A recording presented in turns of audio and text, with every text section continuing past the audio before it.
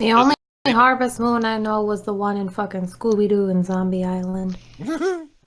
So bad. Is there a Switch version? You can't even talk shit about fucking Minecraft over here playing Harvest Moon Jet. The hell is your problem? Because Harvest Moon isn't actually Minecraft. Like this new one, The Light of Hope, and the one before that one are basically just like their take on Minecraft because it's popular. Like the people who originally made Harvest Moon didn't want it to go in that direction, so they split. Go ahead and continue to be wrong, like you. I'm just gonna play the game. If I don't fucking like it, I'll figure something out. Because it has like Minecraft elements to it, but it's ugly. I honestly, that was probably the most mature Alan's ever been about any of these things. It's just like, you know what, I'm just gonna play it, and if I don't like it, then I won't. The end. Like, I was like, you know what? Good job. Like, but yeah, no, Minecraft is still the shit, and we're gonna talk about Minecraft later on today. But yo, guys, it's the chat tag. We are here. I just turned the music off a little too early. Sorry, my bad. I don't know. Stupid. Wait, was our opening thing talking about Harvest Moon part of the show? Yes, it was. Why don't you ever fucking tell us this stuff? Talking about goddamn animals. No, because if I did, I have a feeling that if I did tell you when we started stuff, I think you would like try to act different. I don't know. Like something would tell me. I mean, I probably wouldn't have been so like, yeah, I'll just do it. I'll probably just yell at Jet and call her evil or some shit. See? Or would have turned my fucking webcam. Alan acts like a little slut on camera. It's Go fuck yourself. Yeah, you kind of do though. Oh, don't you? Oh, you too, motherfucker. The only one who acts like right the only one who acts like a proper lady on the screen besides my girl is that beautiful bird Penelope. Where is she? Yeah, that's a lady? I don't know. No one told me we were starting right this second. Yeah, So Penelope's give me a a little minute. pretty bird. Penelope's a pretty little bird. Pretty bird, pretty bird, pretty bird. Little female birdie. Little sassy female birdie. Is she sassy though?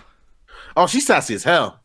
I don't think she is. Look, last night, man, we were all hanging out, and at one point, Alan yells at Penelope. He goes, "You can't do what I tell you to do." And she yells back, "Ah!" It's like she understood what he was saying, but also wanted to let him know, "Fuck your thoughts." Yeah, no, and I would think the same thing. Fuck Alan's thoughts. Really? Alan's an asshole. I don't like you, Alan. Do you understand that? Fine. I don't fucking like you either. You know, yeah, I hate you. I hate you. You stupid. But I got nothing. I don't know how to act. But anyways, we're here. We don't hate each other. Don't worry about that. I hate him. No, don't tell people a lie. No, you don't hate me. I've seen. Yes, I fucking do. I'm gonna put Alan out there just because I really want to like dehumanize him as much as I can, or not. Actually, yeah, that's the premise of the chat. Damn. Or more so, actually. No. Before we talk about, do you mean dehumanizing, demasculate? Because both demasculate. fucked up. Demasculate's the one I wanted to say. But it's not more fucked up because honestly, some people look at this like a good thing. But Alan, the whole way before Miami, before we got there, this guy's like, "I hope you had a great time there. I just wish that you're having the happiest time. That's my main goal." So like, don't act like you hate me, by the way, because I know you love me. I know you love me. Do you? Okay, here's the secret. Do you want to know why I wanted you to have a good time? I don't know, I'm a little scared now. Is this So like a big reveal? So I don't have to hear your shit. Oh, Do you remember New York? Do you remember how much shit you? Oh my God, this man would not stop talking shit about New York every 2 seconds. Man, fuck this place. This place smells like shit. The public transportation shit. Man, that ain't real pizza. I don't want to hear that for fucking 8 or 11 days we're down there. There was things I said that was good about New York. Name one. Well, it was a long time ago. I don't remember now. Fuck you. Fucking asshole. I want to hear your goddamn shit. So the same amount of asshole. But yeah, we got Jet in the house. Jet, how you doing? I love Story of Seasons. Well, you should just. Yeah, we're talking about the seasons. For people that are wondering what the fuck's going on, and didn't see my Facebook, I got a Switch Lite. Oh yeah, nice. Why'd you get that color? Because it's the only color that came at that price. I was thinking of getting yellow or turquoise, but no, it took like a week to get here. Alan buys his video game consoles like he buys his prostitutes. It comes at that price. You just gotta deal with it. My dick burns, but it was cheap. I'm Canadian, so you gotta sometimes deal with whatever price points you get. What does that mean? Say, yeah, is that something about like the prostitutes? I mean, hey, take it to whatever you want. Everything's more expensive up here. Wow. Okay. Well, shit, guys. Don't get Canadian pussy, it's more expensive than the maple syrup. What? What? Maple syrup's not that expensive. You can go to any fucking store. I and try get to some. do like a you leave. Canadian accent, and I completely bombs. I don't know what the fuck You're joining this bit. Get back here. Hi, Penelope. Fuck Penelope. You know, I don't like the idea that Penelope gets all this fucking attention, all this love from people. Yeah. And it's like, it's not even that crazy looking of a bird. It's like, it's just a typical bird. Everyone's like, oh, I love Penelope. Like, man, fuck y'all. Look at her flow. Look at that little chicken nugget. It's not like What? a chicken nugget at all. You trying to eat her? Maybe. Yeah, you hungry motherfucker about to eat the man's pet. Jesus. Yeah, root for the same pen down the and TCA. No, fuck that. No. I don't know, man. Like, the only pet that I've actually really enjoyed, like as far as our community goes, Eddie would actually put his dog up on like Facebook, and he's like the cutest dog ever. He's like a husky type dog or whatever. But yeah, like that's cute. But like most of the time, pet videos are kind of annoying. It's like, oh look. Yeah, I don't do a lot of pet videos. I'll do a pet photo because Penelope looks good in a photo, but pet videos, not my thing. Bitch, your dick drier than Nick's state? What? Well, Solidus was trying to pull a Gary saying, "Oh, you know, what's it called? Alan's fucking the bird. That's the only pussy he's getting." I'm like, "Bitch, you're a dick." Like, don't you fucking talk about your dick, man. Oh, dick is drier than. Okay, I get it. That's kind of funny because Arizona's dry, except for when it's red. Thanks, Dick. I'm glad you got it. I'm glad you met up to us where we are. He is with science, everyone. The thing is, though, you don't really know if he doesn't get ass. Like, that's another thing. It's like, yo, your dick's drier than. Like, I don't know, man. It's all just with a name like that. Like, you know who else has a reptilian name that gets lots of ass? Pornochris, Reptile 007. Like, he gets tons of action, right? Like, oh my god, I don't even know where to start on this one. I mean, probably on his browser history. Yeah, probably. Or the weird college campuses that he likes to hide in, a fucking prevert. But anyways, if you guys don't know Pornochris, he's one of those double-toasted guys who thinks he's the shit, and then he, it's very weird. Anyone who actually knows, like, the full discography, or, well, biography of... Discography, yeah. Did y'all make the a track tracks, all the Okay, for albums, one, Riley Reid. No, for one, Riley Reid raps, so I can technically say they're musicians. I'm just saying, like, you can be a thespian, you can be an actress and a porn star at the same time. I am so proud that Nick knows and used the word thespian properly. Yeah. He's gone a long way. Wait, what the fuck? What kind of a... Why are you, like, so looking down at me like that, Mr. Condescending? It's like some Christian shit. Like, Yeah, oh, big kind guy of easily, right, actually. puppy. Look, he's not threatening to fly out to you. That's true. Oh, actually, Alan did say that he would come and beat my ass one of these days. Like, he did say that. He's like, Yeah, but no, when we go to a place that's not Arizona, I ain't down in that heat. Oh, yeah, no, he will get to you before you He get doesn't to want to me. risk getting knocked down and touching that concrete. Yeah. I just getting fucking stuck to it. Just Yeah. pull my face off. Cedric says, "What's the Chad Tag track list?" Man. We had a fucking playlist on YouTube where We we still do if y'all check it out. Well, I mean, we saw it because I remember it was like what tunes and shit or songs and shit or something like that. Some really like, lame ass name. I It forgot. wasn't lame at all, sir. What was it called then? You don't even remember that shit. Yeah, dude, as I quickly pull it up. Oh, MCA shits and giggles. No, shits and tracks or something. Like that. I know had the word shits in it. Yikes! I know it had the shits, guys. Ryan Wilkinson was says this guy here everywhere. talking about syrup. Garrett Smith saying the best kind of syrup. Oh wait, that's you. I'm sorry, but like maple Shut up. syrup is really not that good. I mean, I got. How no do you? problem with this. Motherfucker, you never had it. Motherfucker, you wrong. No, I'm just thinking like, do people talk shit about it? It's like, no, people talk good about maple syrup all the fucking time. So it's like, We talk good about a bunch of bullshit. Doesn't fucking make it right. I don't know if you go by this fucking audience sometimes. Like, if the world Okay, says it, then we're all in wrong. fact proves my fucking point because they'll jump onto anything. So what's your point? Hey, Alan, what? I was honestly kind of on your side there. I was like, yeah, if we go by this community, everyone. Yeah, but going by this community, that means it's not good. So it's proving my point further. Alan, you're stupid. Anyway, so You're the thing is, though, there's stupid. another person here that actually does have some intelligence and maturity. Rox, how you doing? I'm dry. Oh, I'll God solve that damn problem it. a little bit. I'll be right back. Don't really. What are you gonna do in 2 minutes? Hey, I'm about to slurp. Leave me alone. Oh, Well, he's not gonna fucking wash his hands. I'll tell you that much. You damn right. Keep He the don't smell use on. his hands. what do you actually, really quick, Alan? What do you base him not washing his hands on? I remember Ganja washing his hands. Like, is that a thing? Or did you guys talk about that recently or something? Does he not wash his hands? called a joke, Nick. I know, but sometimes jokes are based off context and premises. Yeah, you but your fucking jokes moron. suck. Yeah, Oh, yeah, that's fuck why your jokes both are bad. of y'all right now. You can't just. I'm say really weird on your shit. side. You I can't just just wanna- fucking help your wounded brother. Like, fuck you. No, but there was no wound. It's like you just kind of put yourself out there, man. Really? You You're gonna have get the mad at me context for or slightly premise. making shit up when you have Ganja in the same room as us? Because they're based Hi. off context. It's a balance. No, song. this. Oh my god. Dude, Why are you you need to defending look him? I just said he doesn't wash his hands. It Because was a you slight just talk joke. shit to And you're me. like, let me break this down like a court proceeding. When he's did seen this me do defendant it. not No, wash his hands? I'm I trying to want teach you evidence. something. Like, I'm fuck trying to teach you the basis of just how jokes are made. It's usually No, context sometimes or people just say premise. stupid shit. Just let it go. No, you want me to let no. it go because you look stupid. I'm gonna stay on it the more times you tell me to let it No, go. like I said something small. This motherfucker's like breaking it down. Like this isn't fucking First Maury. of all, Like you're not just gonna get 'cause- the truth. No. Just because you're height, we don't insult you like that. Nothing you Oh, say fuck is both small. of y'all. I hate the Kylie Trump brothers Minogue. so much. Alan talks the most, and yet he doesn't watch. Like he gets mad when Rox is like, "Explain yourself." She says it just like that. She doesn't say it like Why? that. I but do not sure. say it like that. Explain, Ellen, explain. Hush. But he gets mad. He's like, "Why are you telling me to explain my jokes or whatever the fuck?" And he's like, "Because I don't know what the hell you're talking about." Like, it's This very isn't simple. Maury. This is Jerry Springer. Yes. You're not wrong. Yeah. I don't even know who Hunduma is. What's No, up, Hunduma? He's been watching this for a bit there. I think his name's like Max or Mike or something. I don't know. If I'm wrong, dude, sorry. I'm an asshole with that kind of stuff. No, I'm kidding. No, hey, I'm not giving you shit. I just not too familiar with the guy. Yeah, but no. The thing is, though, speaking of Jerry Springer and Maury, I know that you really do not like Maury at all, Alan. Like when people Nah, are like, I don't like that at He all. makes him cry. His He doesn't like PP the gets No, Yeah. it's sad. not that. It's just I don't like. I always felt that people's personal problem shouldn't be something for the subject of entertainment. Where it's like, oh man, like these people have their lives are uprooted. They're fucked up lives. They're bringing kids in, and like people are just in the audience are kind of laughing, and then we're watching and laughing. I'm like the kids that are being showcased in these videos are gonna grow up one day and see this shit on like YouTube or whatever the fucking future version of that and shit they will is, laugh and it's like extremely hard. it's just it's I don't know like if they'll laugh exploiting these extremely people's hard. pain just so people can fucking laugh. I'm like, man, fuck this. Alan, you just gotta learn how to laugh, dude. Like that. No, that's but I'm not fine. laughing at people's fucking pain. Oh, ha ha ha! They're getting a divorce, You and laugh that at person's my life ruined. pain. Ha ha. You laugh at my pain all the time. Yeah, because you're an asshole. I'm not an asshole. You are. Oh my god. What do I do that makes me out to be an asshole? I don't know. Rewind the last 30 seconds of this fucking show. What did I do? You said some wrong shit, and I just told you like, dude, that doesn't make no sense. No, You're you stupid. fucking always defending ganja at my expense. Well, I mean, sorry. I got nothing. I'm sorry. You're just mad because he likes me more. Yeah, pretty much. Anyways, I want to look in the Facebook chat really quick too. We got Ronald over here. He's saying, "I'm good, Garrett. Thanks for asking." So he doesn't know ganja because he called him Garrett. No, not yet.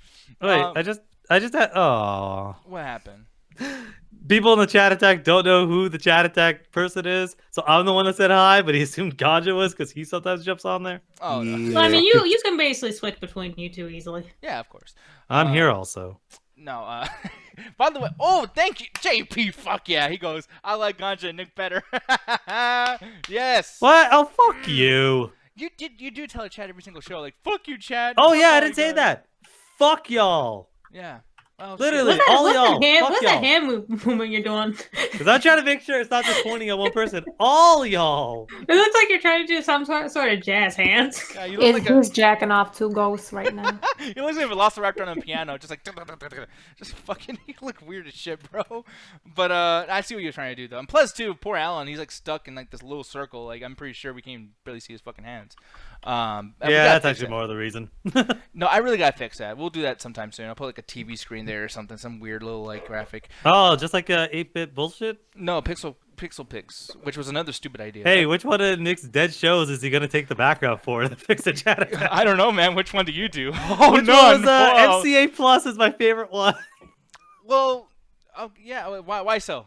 I don't know. I Oh, like it's the just a name joke. of I it, can't but explain it, guys. It's just a I joke. can't Oh, explain the bit. are you going to but let me I'll make fucking sure it's speak funny. or just finish it for me? By all means, Hell continue yeah! the show Give me that without me. I'll fucking have. plate, bitch. I'll finish this shit. What kind of water is that? What brand of water are you drinking?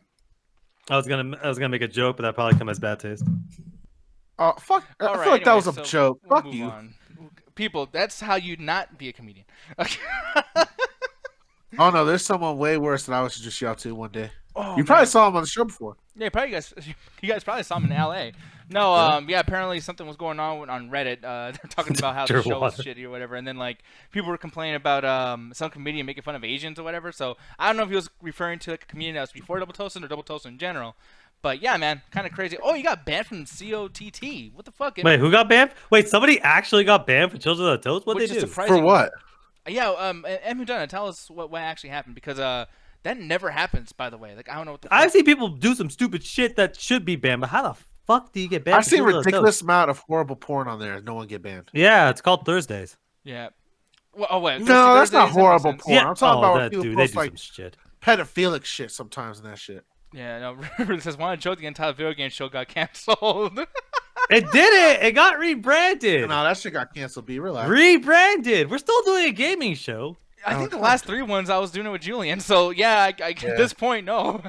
Oh, Julian replaced you, Alan. Oh, don't fight tell him you. that shit. What about you, motherfucker? Where are you? I was on there the other day. Yeah. Were you? Yeah. Yeah, he was. Wow, you don't even watch either. You don't even know. Yeah, I have a dude. busy fucking life, okay? No, you don't. Jesus Christ. I actually do. All, Yeah, he all the does. time, just masturbate and making Penelope watch. Sicko. No, actually, Alan's doing pretty good for himself. I'll stop fucking with him for now. But then again, it's like, here's the thing, though. I will stop fucking with you, but the next time you say some silly shit, you know I'm going to fuck with you again, right? Okay, Nick, you gotta stop saying that, because that's some typical bullshit. Well, I would have beat up with you if you were doing stupid shit. Now, what I decide is stupid shit and what you decide is stupid shit is entirely up to my whims. Well, that's how Why that do you make him works. sound like a wizard? Yeah, I don't the fucking know. villain I was in just going with fucking it. Some Disney movie, like, it's all up to me. I was just going with it. It just went with the flow. Oh my goodness. Anyways, here's the thing, though, people. You might think that he's drunk the way he says so much crazy shit, but you know what? He probably just drank too much fucking antibiotics, because apparently that's a thing now.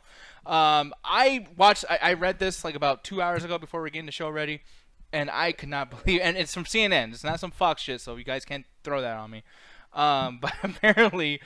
It says, and I don't like the way this title is said, but I'm just going to say it the way it is. It says no one believed him when he said that he hadn't been drinking. Then researchers found his body was producing alcohol. Now that sounds like some kind of weird, like, fucking folktale or something. Like, ooh, I produced my own alcohol beverage or whatever the fuck. But apparently it's the case. He got pulled over by the cops, and they were telling him, like, yeah, take this breathalyzer. He did a 0.2%, which I guess is like 2.5 times the legal limit when you're driving. Yeah, I'm not sure what the limits as far as legality are, yeah. Yeah, but apparently, and like I said, I'm doing a pretty bad job at paraphrasing whatever these particular things are, but, yeah, I guess they found out that, no, he really was not drinking. He did have to do, I think he did like a day in jail or something like that, in North Carolina, but let me see here. It says, for one, too, I guess 0.2% is, equivalent to 10 drinks every hour, which is fucking insane, by the way. That Damn, is I want to get on way his too- level. Yeah, we can just take some medicine, I guess. Get sick and take some antibiotics and Pretty cure your much. shit. But, like, okay, reading this... Sounds like he knows how to party. Yeah, and reading this, and even, like, And get pulled over. the premise of this, do you feel at all, Alan, that, like right away, when I just read all that, do you feel like, okay, you know what, maybe this has been kind of, like, stretched out to sound more crazy than it actually is? Or is that something that you see actually happening? That's actually ridiculously nuts. The fuck is that? I gotta get away. I don't know hold what on. the fuck that is. You're Sorry. under arrest, Yes. police. That's that dude basically driving away from the police. I fucking guess so. Antibiotics! Anyway, like I was trying to say, that's such a weird, interesting thing, because when I heard about it, when we heard about it, it's like the guy got arrested. I'm like, arrested for what? It's like, oh yeah, drinking and driving. Which, looking into it, yeah, he drank a bunch of antibiotics. And for people that are wondering what the actual fuck is going on, is when bacteria, in order for them to gain their energy, there's two different methods they can do it. One of which is alcohol fermentation or lactic acid fermentation, but that's a different story. Who cares? Alcohol fermentation is basically just in order for them to make food, their waste product is alcohol. That's how alcohol generally is made. It's used with bacteria or yeast in some cases. So what this guy did is he drank a bunch of bacteria, and because his insides are area with very low amount of there's a high amount of food, but area with low amount of oxygen. So they're just breaking the shit down and making it into alcohol, and it's staying in his stomach. And since it's able to basically evaporate really quickly, it's actually getting into his lungs. That's why during the breathalyzer, he's registering 2.5 times and 10 drinks an hour, even though he probably hasn't had anything. It's because of all the alcohol that's actually evaporating into a gas and going into his lungs. And it's weird because you would think, okay, like, obviously probably must have lost a leg or something something really big must have happened for him to take that many antibiotic medicine to have this effect on him. But apparently it was just to treat a thumb injury. Like, it wasn't even a big deal. Like, this is something as simple as that. Antibiotics are incredibly overly prescribed. That's actually a huge problem. Huge. But yeah, it's Well, like, it's a huge overprescribed in the fucking sense of, problem. like- But antibiotics are overly prescribed, and people don't always take them all. This guy must have just done the opposite and just drank the whole fucking thing in one shot. And his stomach Yep. created a proper environment for. Actually, that's so weird how it actually worked. He must have taken such a large amount that it somehow the bacteria survived his stomach. Because usually most things, like if you eat a bug, for instance, it's gonna die in your stomach. It's not really gonna grow. Like if you saw an ant, you're not gonna create an ant colony in your fucking stomach.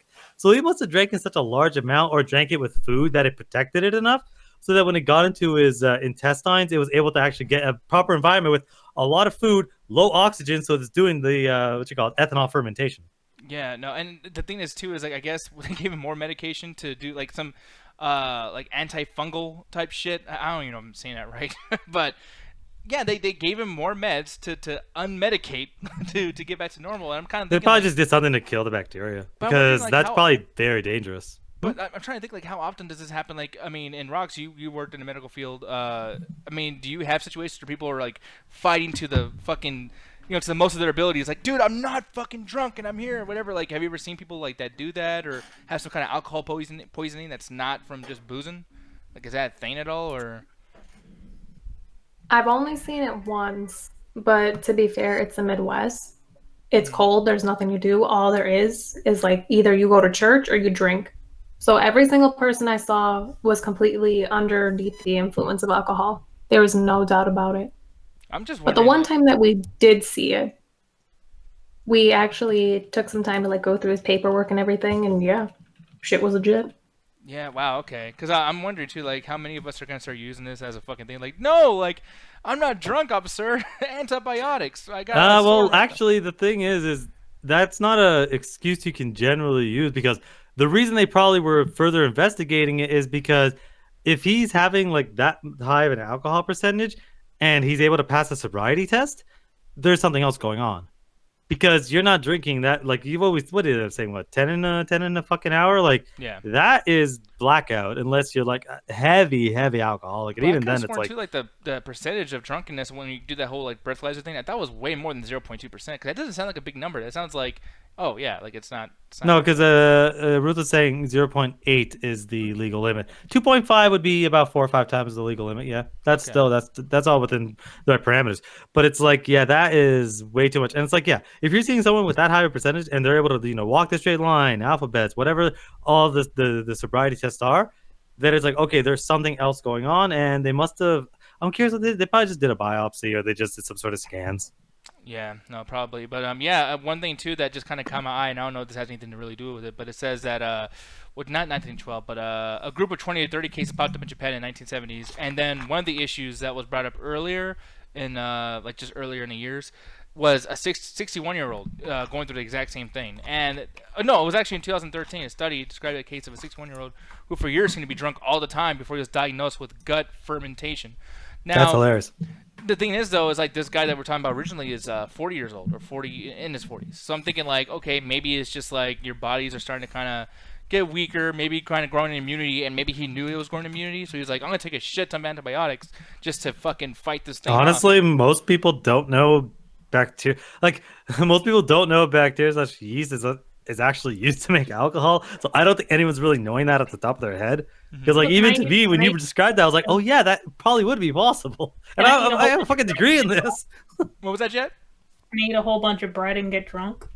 Yeah, probably. No, because in the process of making bread, most of the alcohol or any sort of ethanol would evaporate. What if I just eat the dough?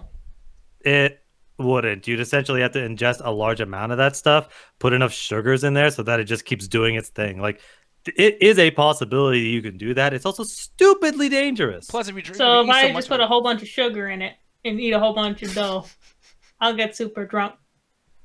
Probably. I mean, look, one thing this is not a good thing. This is a very, very bad thing. I mean, I've been saying this for a while too. It's like, why do How people go for fucked drinking? up is your stomach if it became a fucking distillery?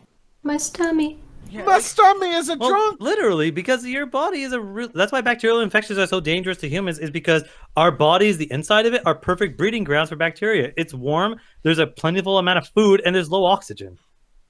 Yeah, I don't know, man. It's fucking weird. But here's the thing, though, man. I'm actually kind of curious too, Ganja. Are you gonna use this at all for your advantage? Fuck no, that's how you risk dying for stupid reasons. Yeah, this is not a fun ha ha ha. This is holy shit, how are you alive? I have a girl that loves me and cherishes me. I can't be doing dumb shit like that. But you did say that afterwards. You had to wait for her to say something before. Like, I'm just saying, dude. Well, nah, this is on my own principle. I wasn't doing that. That's just a waste of time. Yeah, I don't know. Though, really. That's just fucking weird. Like that most of those cases must be accidental. Nobody knows that much about bacterial like biology to be able to fucking do that like knowingly. Yeah. But really quick, we'll get into some video game talk really quick. By the way, too, my bad for just us not having a lot of shows lately. Like, we didn't do the midweek chat tab, we didn't do no gaming shows, so we're all going to be this might be a long show. We're going to add lots of shit just in one particular fucking podcast. And this is something that really caught my eye big time, because recently we were talking about the analog handheld, or no, it's called the Analog Pocket. And it basically is trying to repurpose your old handheld video games from Game Boy. Didn't we? Yeah, we talked about that a couple last time, didn't we? Yeah, exactly. No, we did. But the reason why I'm bringing that up now is because apparently, and this is something that's really kind of bothering the fuck out of me. But news hit the internet recently about publisher Nighthawk re-releasing The Lion King and Aladdin for all the modern consoles like PS4, Switch, all that good shit, which is fine, and that's cool, but I'm not entirely sure what the price of that's going to be. And the thing that kind of bothered me, because I'm in full support of that, but the thing that bothered me was that I don't think, well, who the hell is like doing their hair? Hey, Jet. I'm trying to get my perm right, man. I blame Jet. I'm putting on fucking. Hey, bar stop mat blaming right the now. ladies, man. I'm trying to look beautiful for my girl when I see her. Wait, was that you? Yeah, that was me. I'm trying to look fine as fuck. Leave me alone. No one's looking at you, motherfucker. Hey, you don't need to know that. Spritzing time. Jesus Christ. But It's anyway. because he's got a camera underneath the desk. I can see everything. Oh, that's Yeah. fucking Yeah. awful. Hey, babe. Hey, Anyway, what the fuck's the story you're gonna yell at? hey, baby, like the swinging motion I'm doing? Swing, swing. But no, this whole retro Aladdin and Lion King thing, for me, it crossed a line recently, and the line is basically them re-releasing this shit on old consoles as well, and selling it for $100 per fucking thing. Like, I mean, you see it right here at the title. Wait, are they selling? Wait, they're selling games to the NES and like. No, for SNES and Sega Wait, Genesis. seriously? It's 2019. Who the Yeah. fuck's making the cartridges for that shit? No, it's fucking is insane. And the worst part of this is that even though they're releasing these up and they're upscale the new consoles, by the way, so it makes sense to buy those for your PS4 and Nintendo Switch. And obviously, it goes without saying it's gonna be upscaled, so that's cool. But the reason why this is becoming such an issue with me is that I don't know if you can tell by this picture I had up. Let me do it again, very very quickly. So these are not the original like looks of these games. These are called the Legacy Edition, right? This is not a look. Gotcha. The thing is, Sure. you can't resell the shit. Like, you buy it like this, and it's $99. Now, I could say, like, dude, there's so many games from mom and pop stores. Even I think GameStop's gonna. Why be is it releasing- red? Why is the Aladdin one red? Shouldn't it have been like blue or some shit? Why would it be blue? Well, because Sega Genie? Genesis. No, but like Nice. it should be black actually, because that's the Sega Genesis, like how it looks. And the Lion King. Nobody one, it's cares not about the even Sega Genesis. Somebody. Somebody does. Lots of people do actually. Fuck you. But the thing is, though, is like, these games, even with the case and manual and everything too, at certain mom and pop stores, they're like $25 to $75. Lion King, I know it's kind of a bigger deal right now because of that, movie coming out this year. So you can buy those old ones and can resell them for later. Like the value just increases. Obviously, everybody knows this that's watching this right now. But when you get a version like this, these are not resellable. Like these are new. So like if you bought this and you were like, oh man, I'm a collector, I have like this super awesome fucking thing. No, it's not that great because it's not the original. This is basically a overpriced reproduction cartridge. It's really fucking annoying. That ad on the side was messing me up because I thought it was saying $229 a fucking month for these fucking cartridges. And I started to get really pissed off. Yeah, Like, okay. But the thing is, no, this is again, you're getting a lot of stuff for it. Like you're getting the game as it's literally just a collector's. It's like buying the SNES Mini. It's like it is just a collector's edition. It's coming with a bunch of stuff. It's actually probably gonna be playable unlike the fucking original. So it's like whatever. If you desperately want a fucking NES game for these, because I don't remember a lot of people liking these fucking games. I played the Aladdin game. It was okay at best. Mm-hmm. You're a whore. Anyone that thinks the Sega Genesis version of Aladdin was better than the SNES version of Aladdin is not only wrong, but only had a Sega Genesis, and they're trying to justify like they're begging their parents for it. But don't You know what? feel I like- agree with you. I take back your whore status. No, Thank but like, don't you feel like? Because I mean, you're saying like, well, I mean, it comes with a bunch of shit, so it makes sense. And like, we don't know the Yeah. pricing of the new versions, by the way. I'm just saying that they're re-releasing like the old versions. Like this Yeah. doesn't go to the Switch. This goes to an SNES, and it costs $99. You can basically get like an SNES Mini. Like they have these the Super Nintendo Pockets, where basically it's the same fucking thing. Like you play old. But again, arcade- it's a you're buying a collector's game, and a lot of those NES, SNES games, it's like maybe you'll be able to find it, but you probably won't. So if you desperately want to play the game, which I don't think anyone actually does, it's a collector's edition. It's a collector's item for like a movie you like. So it's like to me that's fine. It comes with an art book, comes with other stuff like that. That's a normal thing that's a normal thing I see thrown onto collector's editions for games all the time. This isn't anything new. If you really like The Lion King, then sure. I don't think anyone actually wants to play the game because apparently that game was just a buggy mess that never like. that was hard as fuck. Because we played it on the Untitled Video Game Show, and apparently it's like it was rigged so that you could never play it properly. Oh, that's because they wanted you to. It was not that you couldn't play it properly; that it'll be a little bit more difficult. That way, there was a chance that you didn't return it so quickly, and you actually had a chance to beat it. Yeah, which I mean that's the same like arcade. That's just they're mentality. just trying to get rental fees out of you. This is old times, man. Yeah, no. I mean, back in the day, it was really shitty the way they did certain things. Oh yeah, no, because when the NES when the NES and SNES came around, that's when arcades were slowly dying out because various cities and states were like, yeah, we're gonna get rid of them because dissidents and people selling drugs, and it was too hard to maintain. So a lot of places just shut them all down. And then since consoles came around, and people were like, well, why am I gonna go to an arcade and spend 25 cents for one life when I could just buy the game and play it as much as I want at home? So arcades eventually slowly started dying. So movie companies that are like, well, people want to play, our games. Well, if we give them the arcades, we make money forever. We give them the consoles, we only make money once. So let's make the game super difficult, so that way people are either, if they rent it, they'll have to keep renting it, or they'll think like, oh well, they'll play for a lot of time. They'll play for a long, long time because it's super, super difficult. Yeah, I'm really saying that's not why home consoles were popular. No. Yeah, I mean, home consoles were popular for various different reasons. I'm saying why arcades slowly died because of the popularity of home consoles. Yeah, no, absolutely. Yeah, I mean, it costs so much just to go. Like, I remember there's this place called say it right. Peter Piper Pizza. I don't know if you guys have that where you live. Do you, by the way? You mean Chuck E. Cheese? We had that too, and it was fucking amazing. But the thing is, at Chuck E. Cheese, they had like actual good food, and like they had like those fucking rat thingies. Like, was it good food, or do you just haven't had it in 20 fucking years? Well, no, I mean, like, I remember, like, I tried a pizza there, and it wasn't the worst thing. I tried some at Peter Piper, and I fucking almost threw up. So, like, I mean, I was about to say, like, oh man, it was great, but I was like 10. fucking rocks. Peters? P.P. Peters. Or Pepe? PP Wise Pizza. PP Peters. That's not called PP Pepe Wise Peters. Pizza. Oh yeah, turn it Yeah, to it is. TNT It's called in time was a PP's great game. Pizzeria. I like how I fucked up, too. I was like, beep. Like, I was like, what the fuck am I doing? Beep, Jesus beep, Christ. beep, beep, Nickelodeon. PP. The next topic here is probably going to spark a little bit of some nerd rage in the comments. But Fallout 76 is back in Royal Gaming News. Man, $12.99. Alan, Why? go ahead and sacrifice this goat to sacrifice to the one that is true. What? I don't know. Sacrifice this What one. the to go? sacrifice. Get this goat to sacrifice goat to here sacrifice it. You What damn the fuck right. was that sentence? I'm doing a spell. Go summon the dark one. Ooh. But You no. Wait, Oh I'm so no. curious. No. I don't what's want he it. doing? I don't even know. I'm curious where he's gonna go with it, to be honest. Look, there's a certain somebody we need to summon. Here's some goat blood, virgins, all kinds of shit. Hurry. Jesus Christ, we're getting off that. Here's the thing though. Apparently, this new thing, the $12.99 a month thing, is it's called Fallout First. And I'm curious who was the first motherfucker in Bethesda to actually think this is a good idea. Because here's the thing, this is kind of cool. If you read about this, and I'm not gonna read the entire thing because there's so much about it. No, it could be cool. It could be cool. I'm sorry. I'm gonna say this before this conversation begins. At this point, fuck Bethesda. I don't like them as a company, and I refuse to support anything they do anymore. They're now on that company's list, in which I don't like what they're doing. This is a mix of mediocre products. Because even before 76 came out, I was very, very disappointed with Fallout 4, and I hate the fuck out of Elder Scrolls Online.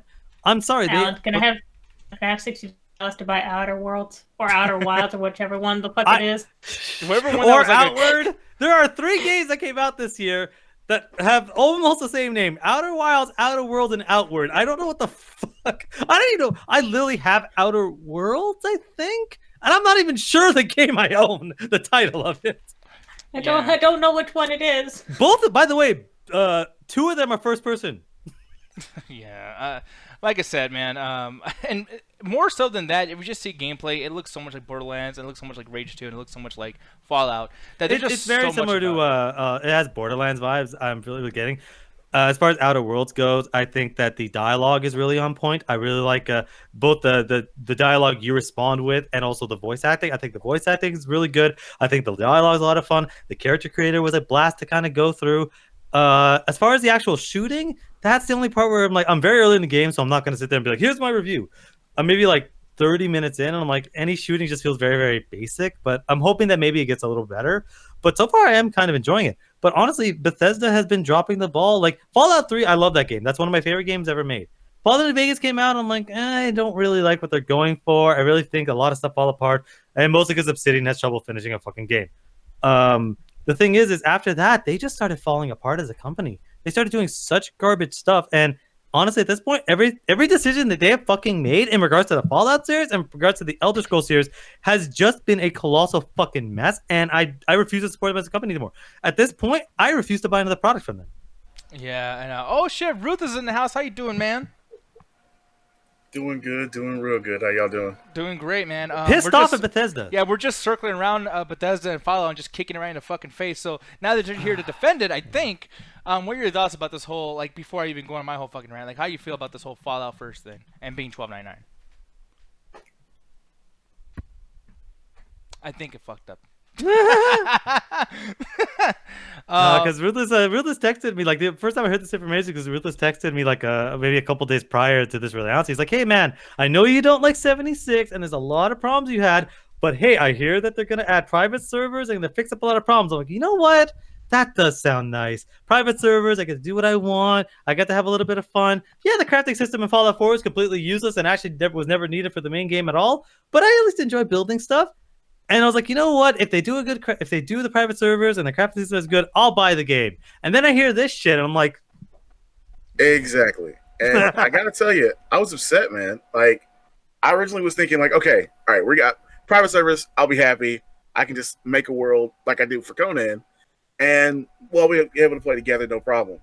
And then we find out, oh no, it's not really private worlds that you create. No, it's a private instance with your friends. Oh no, it's not really a private instance with your friends. It's a private world that already existed that you and your friends list can get access to. Oh wait, if you leave, your friends get kicked out of that private instance. oh, and for people, wait. instance It's is MMO talk. For people who don't know what instance is whenever think about it when you walk into a cave or a door in a Fallout game, and the world just basically stops rendering around you except for the one room you're in.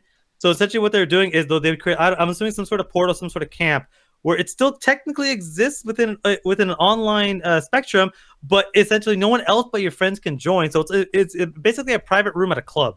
It's not really private because you have to walk into the club. That would have been great by itself, but it's not even that. Instead, it's you get to go into one of the worlds on one of their servers and utilize that. It's already been used. It's not a fresh one. It's not made just for you guys. It's just, hey, no one's on this server in our massive room of servers. You just get to go use that one. So it's just an online server with extra steps? Yes. I'm guys, telling you, this is the biggest bait and switch. Hey guys, pay us $100 a year for worthlessness. For you being able to go into the room, not even first. This instance already has people, like, people are going into places that stuff's already been looted everywhere. Oh, Jesus Christ. It's like, hey guys, you know that nobody's playing Fallout 76 because of all the stupid problems? Well, we're going to loan you out the extra servers that they're not using that we have to make for other people, and we're going to call them yours. Yeah, because aside from that, too, because, I mean, I don't know most of the techno stuff that you guys talk about, and I never, I didn't play the game. Because, like, my whole thing, and I hit the wrong thing there. But no, the reason why I think this is a bad idea is because of the bad press Fallout 76 had. Because, like I said, I didn't play the game, and honestly, there are things about this game and this particular Fallout First servers that actually does sound kind of cool. And this is coming from a person who hasn't played it, so obviously, like, you guys might feel the way you do. I'm not saying that I'm not going to listen to y'all, but, like, it does sound interesting to me. Okay, but like, what? I'm not sure if you're about to go into it, but I'm curious what features you liked. Well, like, just the whole idea of, like, because I played Minecraft Realms, and I like the idea, and Ark has one too, and I forgot what it's called. But basically, you can have certain things like an unlimited storage. You can have certain things like, you can pick your own kind of rules, like spawn points, or just making the world kind of easier. Even sliders. I don't know if this has sliders, but I know that the Ark and the Minecraft version definitely has sliders. You don't have any of that. In fact, the unlimited scrap box I give you has been deleting people's stuff as they put it in there. Oh, Jesus fucking Christ. This game is a mess. It has been a mess since launch. Like, imagine you into I a wasn't Minecraft wrong world. for getting this game when I did, huh, Rufus? I didn't buy honestly, it. I remember having a screaming match with another group of friends of mine because they're like, no, it'll be fine. It'll be the best version. I'm like, no, this looks like fucking trash. I refuse to buy it. And I said that from the moment we talked about it on the show to now. I refuse to pay for this. And now I refuse to buy anything that has Bethesda's logo on it. Because they fucked me with Youngblood. With Wolfenstein. That fucking Wolfenstein game is a piece of shit. But the thing is, though, is like, whether or not, like, I mean, because we're talking subjectively from our own experiences, let's just pretend that people actually do like this and that it wasn't a big failure like it is. Yeah, we'll have to pretend, but sure. At the same time, though, it's like you don't release a game like this that's making bad sales margins at a price 75% lower than its initial value. Like, wow, why is my voice going away? Yeah, I'm not saying Because he became an old man talking about fucking price points and values. No, but that's It's so one of those dry in the things. desert. You need some water. Yeah.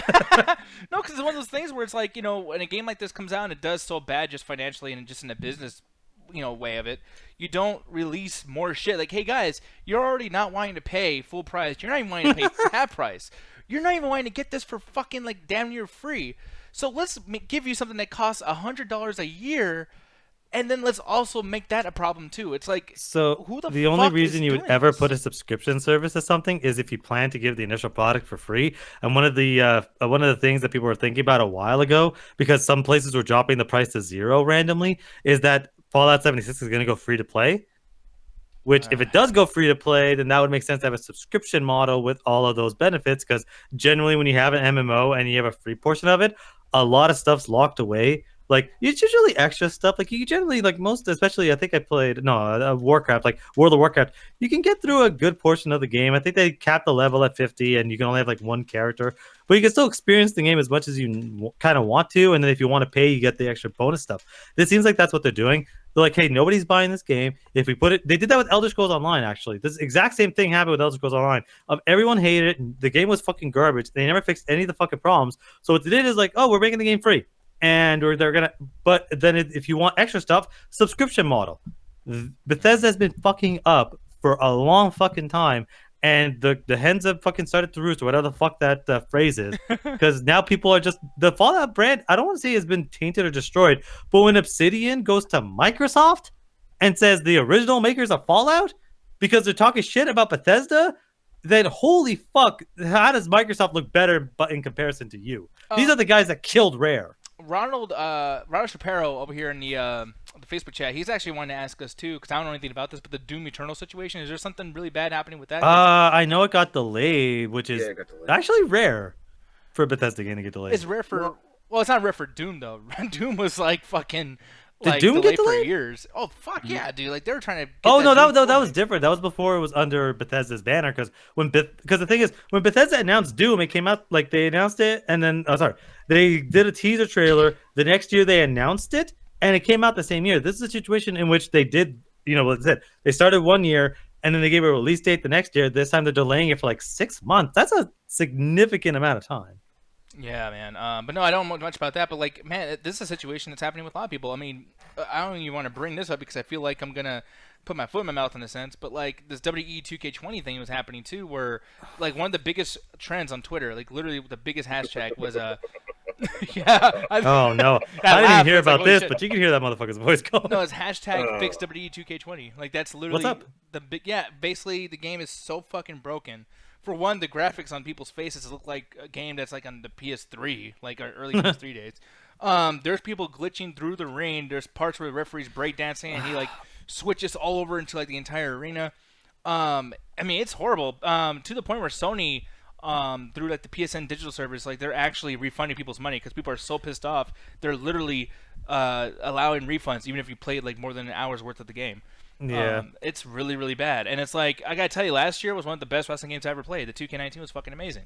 And I feel like last this year was a great year for games. yeah, well, I won't say that. But I do think that And like, last year was the last year Ukes made the game. oh really? I didn't know Ukes was doing that. Ukes left 2K and Take-Two Interactive last year after 19 was done. 2K20 was made entirely in-house. That's why it's so bad. That makes sense, because if you're having an engine or you're having a team that's been building a game forever and a new team comes in, it can completely fuck it up. And that's probably why it doesn't feel like a 2K game, because it doesn't have the people that used to make it. That's why development teams are very fucking important for sequels. Yeah, but I mean, like even before like they left, I mean, games before that people were talking shit about, and even things that I didn't like was in there. But yeah, like I don't want to put my, as Rock said, boot in my mouth. Because... Oh no, you gotta like. I'm not saying like, I do get what you're coming at. You're a fan of this series, and then like well, plus some shit like this. They're gonna make an update, and they'll patch it. But it's like, are we at that point now where? But like, here's the thing though, they did patch it. Like, does that make it not shitty now? Because launch day is important, dude. People pre-order this shit, so it's like, I don't know. Like even Fallout 76, like even if the game's good now, it's like at this point, you can't put band-aids on shit anymore, y'all. Like, what the fuck is going on? Different companies are learning different lessons in different orders.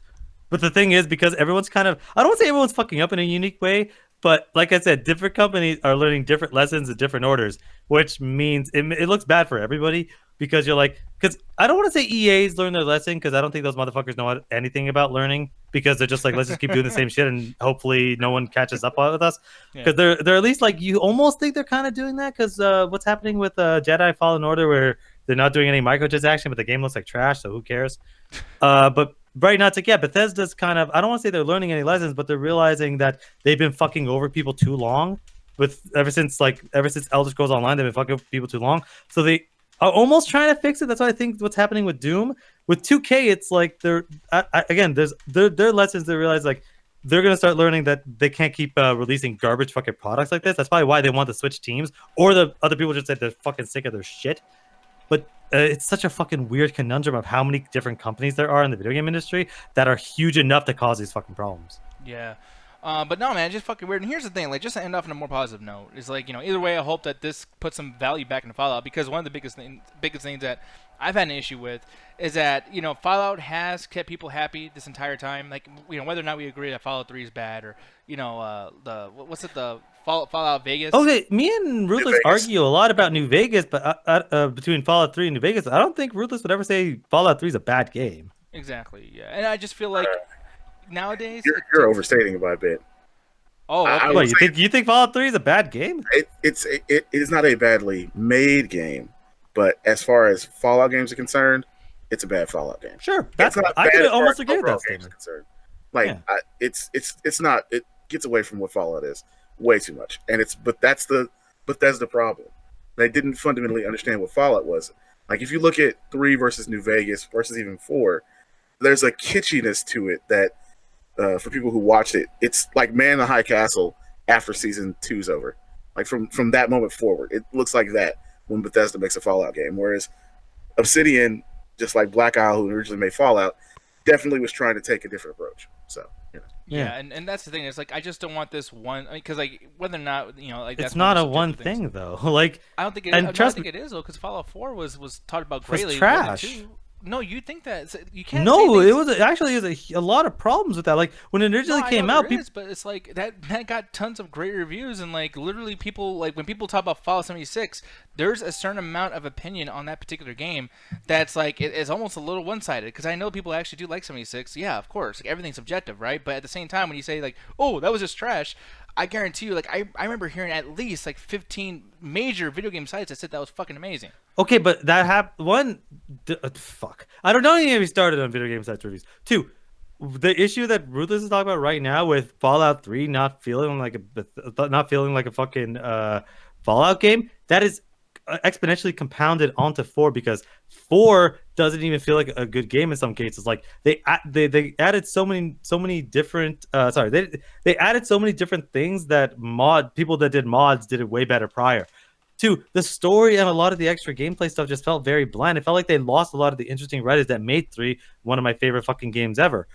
And then playing it, especially the DLC, like as much as people might have enjoyed the base game of Fallout 4, I don't think anybody liked the DLC. Because some of the DLC is garbage. Like, there's 2 really great DLCs in there, and the rest of them were useless. I love the Automaton. I think that was good. My favorite was the one I was telling you. Yeah, I just fucked up with the robots. It doesn't really matter. Yeah, the Automatons is great, but fucking Far Harbor is terrible. Yeah, no, I disagree with that. Oh, dude, it's like 5 hours. But anyway, I'm just saying, like, I just hope that this is not that one thing that makes it like, okay, no, that's shitty now. We've all like agreed across the whole fucking video game planet that this is bad, and fuck this franchise. Because I'm telling you, if this is like the worst piece of shit ever, including the service, Fallout at least is batting like 60% good to 40% bad. Like, I really do think that it's okay. I disagree with that, because this isn't this company's first time intended that.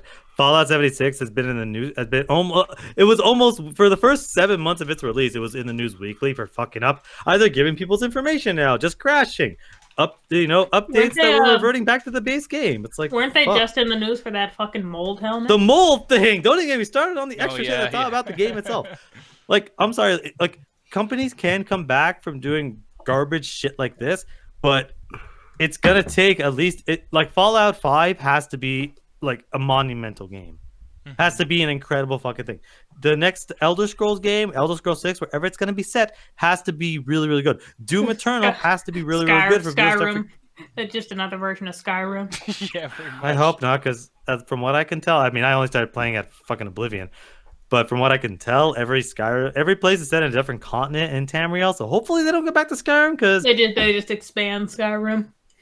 yeah, the Skyrim shit was just kind of ridiculous after a while. Like Yeah. I laugh at the Overhyped, fucking it's Resident fucking Evil insane. shit, but like the Resident Evil didn't re-release 5 times in the same generation.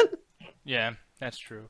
I mean, well, I will say that Skyrim's one of those games that I just had so much more for. Like Resident Evil 4, I feel like, I mean, do people really want to play that 10 years? Yeah, after? I'm getting it for the goddamn Switch. Then what the fuck, Alan? I mean, like, you But just again, contradict they didn't yourself release right it now. 5 times in one generation. It's been a generation since the game's inception.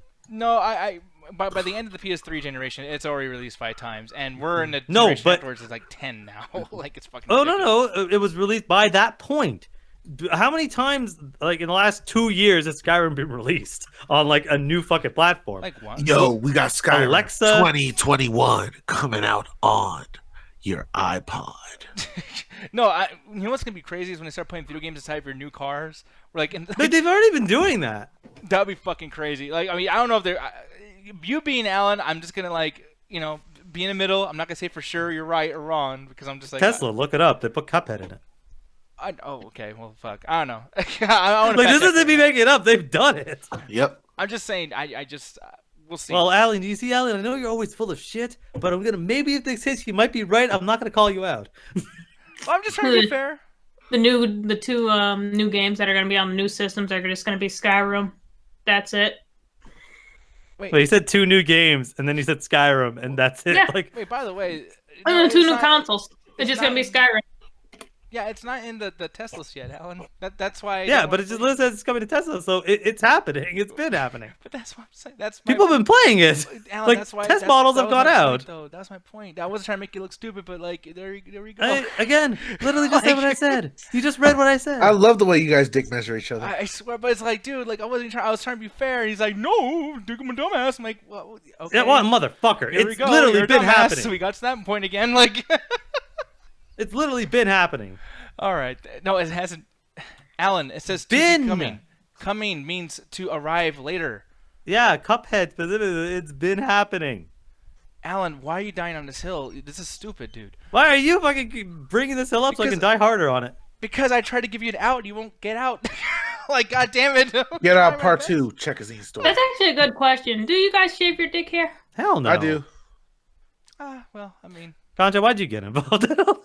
Because I like to keep it nice and trimmed. I don't know. Anyways, we're moving on. So, Jesus Christ. Love You didn't God. answer the question. Well, no, I like did? sometimes you do and sometimes you don't. Wait, you mean Alan didn't answer? I think Alan answered too. I answered no. Oh, Damn, then you why'd you got tell? some Then why'd you hairy tell ass Ganja? balls. Alan. Because Ganja jumped in, and she was talking to us. I don't think she would. Okay. Did you read the Let's chat? move on. Look at the hairy balls, Nick. Jesus Christ. The mental illness here. Like, Yeah, what from the you. fuck? Ruthless, watch us go full retard. Yes. This is the chat attack. If it didn't go off the rails, it wouldn't be the fucking normal show. Lord. Anyways, and you know what the worst part is? I feel like we're about to fight a lot right now. I don't know Yeah, I what to say- can't either. My balls hang too low. I don't know what to say about this trailer because it's really of the continual norm that I see from most comic book movies. Sorry, Alan, but I do have something to say about this character.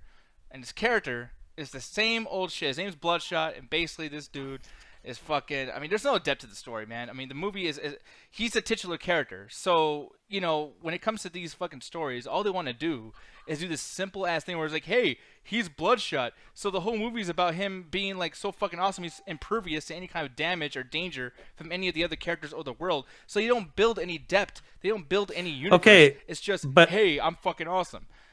Go ahead. One's like, I'm not even disagreeing with you, but this is a badly cut trailer because it's just trying to showcase. Like, this is one of those movies that's since it's not based on an established property that people know. Like, I had to look at the description to know that this was actually based off a graphic novel, or at least like it says it right at the very end. But I'm like, is this? So I had to look it up a little bit. The thing about it is because this is such a weird, like comic book no one's ever heard of. What they're focusing this on is the gimmick. This is basically selling what the gimmick is. What's the gimmick is nanobites are basically able to kind of keep them impervious. Sure, I'm sure there's a limit they're going to talk about in the movie, but for a first trailer, like, hey guys, check this out. Check out our interesting concept. They used to do this in the 80s all the time. RoboCop. He's a cop that's a robot. That was it. That was what they sold the movie on. You know, Terminator. He's just an unstoppable robot. Okay, like that's what they So sold the we movie can on. rebuild him. The $6 million man. We can fucking, you know, we have the technology. We can build him. Like it's a very simple premise, but doesn't necessarily mean there's not going to be, you know, like depth to the actual movie. Like I'm curious to see what a second trailer is going to be. This movie might end up being shit. Honestly, I really don't have high hopes. It's fucking Vin Diesel. I don't think that dude's a particularly good actor. I think he's all right, and he's able to sell the Fast and Furious movies. He's able to fit in that world. But like anything else I've seen him in, like The Last Witch Hunter was a piece of shit. I don't know why. I So didn't even you're finish that saying you movie. don't like his World of Warcraft or Dungeons and Dragons or whatever the fuck it was, insert movie. Or that I'm last pretty sure Witch that Hunter. was The Last Witch Hunter you're talking about. Yeah, Last Witch Hunter. It might have been. I don't know. Like it was some World I of watched Warcraft like fucking fucking Dungeons 5 and minutes. Dragons shit. I got halfway through the movie and I'm like, I'm so bored. Yeah. But I'm curious to see, like, because again, I'm very simple when it comes to action movies. If you just give me a few cool action scenes, I can generally sit through whatever the fuck you're giving me. Like I watched a movie called The Revenger, Why? and I don't think the movie's particularly good, but You the said action that like scenes it's in a there pride. were, so it was Like, entertaining. why'd you do that? The action scenes were good. The Revenger. Yeah, it was sounds like fucking cheap such ass a dumb Avengers, name, to but be honest, like it's just like hey, the what's first Revenger. Like it sounds like some Captain America ripoff. oh dude, the plot is so fucking ridiculously stupid. I loved it. But yeah, no. As far as this goes, because I know like we're talking about comic book movies in general, and you know, I mean, I understand that, but here's the thing, like, and there is a story here, somewhat, I guess, guys. This dude, Bloodshot, did I say it right? Bloodshot, yeah. He's brought back Yeah. to life after being killed. But you know, it's not like a character who gives a shit that he's dead because he's so badass. Apparently, he's upset because his wife was killed in the same thing, which makes me right away think of Upgrade. Like, Yeah, actually, yeah, Yeah, I that's am getting a about little bit of the upgrade vibes. yeah, or RoboCop, the new RoboCop. Yeah, pretty much actually. And Yeah. you brought that up too. You're the one who said RoboCop, so I'm like, yeah, like of course, this is like fucking so similar to RoboCop. But yeah, so the one thing that's kind of weird about it too is that, you know, it's not just like he's back from the dead, which is already kind of crazy, but it has to be some technological advance because, you know, oh my god, technology, guys, like, oh, we're in 2019, things are starting to get like so fucking crazy nowadays in real life, so now we can Yeah. put this in people. Yeah, it's fucking stupid. Yeah, I gotta tell you, like, this sounds like so many. It's like 50 other fucking movies that came out since 2012 that are literally just. It reminds me of Cranked too. That's another thing I was thinking about. Is Cranked. It does a little bit, but honestly, it's one of those things when I'm seeing people, because I'm not so much seeing a trend. I'm hoping I'm seeing the trend, but I don't know if that's the case. Is because of the fact that we have so many established movie properties. Yeah, too. That- Oh, don't even get me. Oh my god! I give up. Don't give up. Believe in No, yourself. I am like when it comes to Alan, movie do theaters. a barrel roll. When it comes to going to movie theaters, I've never walked out of a movie. The only one I ever came close to was Kick-Ass 2. I feel I like you legit said that was like 3 other considering just times. walking out of Yeah. that movie. Oh Yeah. my god. Truth or Dare? Oh god. Yikes! Yeah. Anyway, this then again, the guy who wrote Chernobyl wrote the Hangover movie, so fucking anyone could do anything at this fucking point. International set. First of all, that name's Is that the one about Kevin Smith? No, yeah, I got that right, didn't I? I don't even fucking remember, dude. Like some of these are just so fucking. I saw the titles like, oh, International Memoirs of an Assassin. That must be great. And then I see Kevin Smith there. Oh no, not Kevin Smith. Who's the guy from Paul Blart? Kevin James. Kevin James. My bad. Yeah, Kevin James. I was like, Kevin James. I'm like, I'm out. This is You gonna know be what's some funny? trash. I actually like doing this because we for Double Toasted, there's 2 other people that work with me doing like editing and social media and stuff, and one guy's Kevin and one guy's James. So like, we get to calls. I'm like, hey, what's up, Kevin James? And like no one laughs, but I fucking have a great time saying it. So get the best thing. Like That's I work actually with kinda Kevin funny. James. Also, don't mention that Valiant Comics has been around 30 years. I'm older than Valiant Comics. Stop that. Well, I mean, okay, so at what point? Because like, here's the thing too, like comic book stuff. Like once big companies out there, like they're like the big fucking thing. Like no one else wants to compete with somebody who's actually established in that industry. So like for being around 30 plus years and not being around like 80 fucking years or 70 years, I'm actually kind of impressed that they have a 30-year lifespan. It's like that's all right. Valiant is like Image and some of the other Yeah. comic companies that were out there. Like they have some good stuff. I'm not gonna say that they have bad stuff, but when it comes to known to the general public, hopefully this is a good adaptation because they were founded by like ex-Marvel guy. They kind of have the Marvel approach to comics from the late 80s, early 90s stuff anyway. Mhm. I don't know how it's going to translate to film. But they have some good stuff in there. It's like I won't ever completely crap on them because Milestone is not that old either, and everybody loved Static Shock when it was on TV as a cartoon, so it can work. Static Shock was a bomb. Yeah, I mean, I but the remember, thing like, is Ninjak. I'm getting Like, like as that's- much as we're bringing up vibes and stuff, I'm getting a lot more vibes of the movie Polar with Matt Mikkelsen because this feels like, oh, we're gonna be this very grungy, very R-rated, kind of graphic novel adaptation, and just ride on that and not have much of anything else But going Polar, on. is that on Netflix? Yeah, it's on Netflix. It's a Netflix movie, and I was like, oh, I was excited because people were like, oh man, it's like John Wick with a plot, and then I watched it, I'm like, this movie fucking sucks. I love that, like John Wick with the plot. That's fucking And I was like, awesome. well, I like the John Wick movies, but I'm like, yeah, they could use a little bit more story, especially the second and third one. And then I watched this, I'm like, oh, fucking shoot me. Whoever that fucking movie is god awful. I think they Well, knew it's on that Netflix, I mean. it's a Netflix movie, so yeah, it's basically it's up there with the bad ones. I All I felt even say sad is for that, Mads for that one. what's up? I felt bad for Mads with that one. Yeah, but the thing is Mads with this deserves one, better movies. he does. But the thing with Bloodshot is it feels like it's in the same vein of it's Vin Diesel. Honestly, I don't know. It's Vin Diesel, bad writer. I don't have high hopes for this movie. But then again, if I were to tell you the premise of Altered Carbon on Netflix, you'd be like, that's going to be terrible. But Yeah, it's that literally does one of my sound favorite awful. shows to come out. Yeah, no, I remember reading about that, and I was like, oh, that sounds fucking cringy, like Yeah, Blade Runner. yeah. If you Wannabe. really don't know what Altered Carbon is, go watch it. It's a great fucking show. But basically, what it's about is it's set in like hundreds of years into the future, and this is in a world in which they've been able to install at birth this chip into your neck that kind of downloads your consciousness. So if you die, but as long as that chip isn't destroyed, you can transfer to another body. Respawn, basically. Pretty much, you basically get the respawn, and it's still you, so you can transfer from body to body. This And the reminds me of premise an is this- anime called Kaiba. Yeah. And it's like, oh, you can be like, and you look at it, it's like, oh, this is just Blade Runner mixed in with RoboCop, mixed in with this. But you watch it, and it does a lot of cool, interesting stuff with its sci-fi premise. It was a fucking incredible show. I don't think Bloodshot's gonna be good. It's such a lame fucking title. I know it's probably based off the comic, but such a generic Bloodshot. Like, god damn it. One thing too to bring up really quick, and I don't really have any notes. Like most of the stuff, I actually like thought about my thoughts and opinions first. With this, I'm going by just straight up how it looks, and I got some theories. But Antlers, I talked about this about a month ago when it first showed. Sorry, what the fuck is Antlers? Well, you're about to find out. It's a horror movie with You have Guillermo to del learn, Toro. boy. Pay attention. Oh no. Yeah, Guillermo del Toro. Now here's Is the it thing. about deers? See, here's the thing. I don't know if it's a deer. Like, it's fucking weird because it looks like. I mean, it obviously has antlers. Dirt. That's what the fucking movie's called. But at the same time, too, it's like this weird hybrid of human, and it's so fucking bloody. I mean, and it's like super, super bloody. It's That's kinda so his fucking deal. cool. Well, see, you would think that, but then like you watch Shape of Water, and like he did something. Oh, Hellboy, and it's not bloody at all. It's kind of like lame. The fuck is that? Who's drunk? He's someone put their dick in a cup of ice. Someone put their whole dick in it. No, I just poured some iced tea into a glass. just let Well, in me a just let cup. me assume it's your dick, man. Yeah, why did you jump to dick right away? Because This I'm is Nick dick Diaz, segment. dude. Because I'm Yeah, Nick like what? I was like, oh fucking man, Diaz. someone put the dick in. I'm like, did they, or did he just like move some ice around? Well, apparently someone doesn't put their dicks in cups. You should try something. Yeah, actually. Yeah, it sounds exactly like that, especially with my balls. I don't know. You should open a new bar where you fucking put your dick in Where is everyone's this drink. going? Some 'Cause I'm Brazilian afraid. chick beat me to it with her ass serving people beer, so I can't fucking do that. Anyway, I'm scared. ganja, Yes. dick. So the thing is, he loves it. He's told me before last night. Here's the thing though. Julie says y'all drinking dick. Anyways, moving on.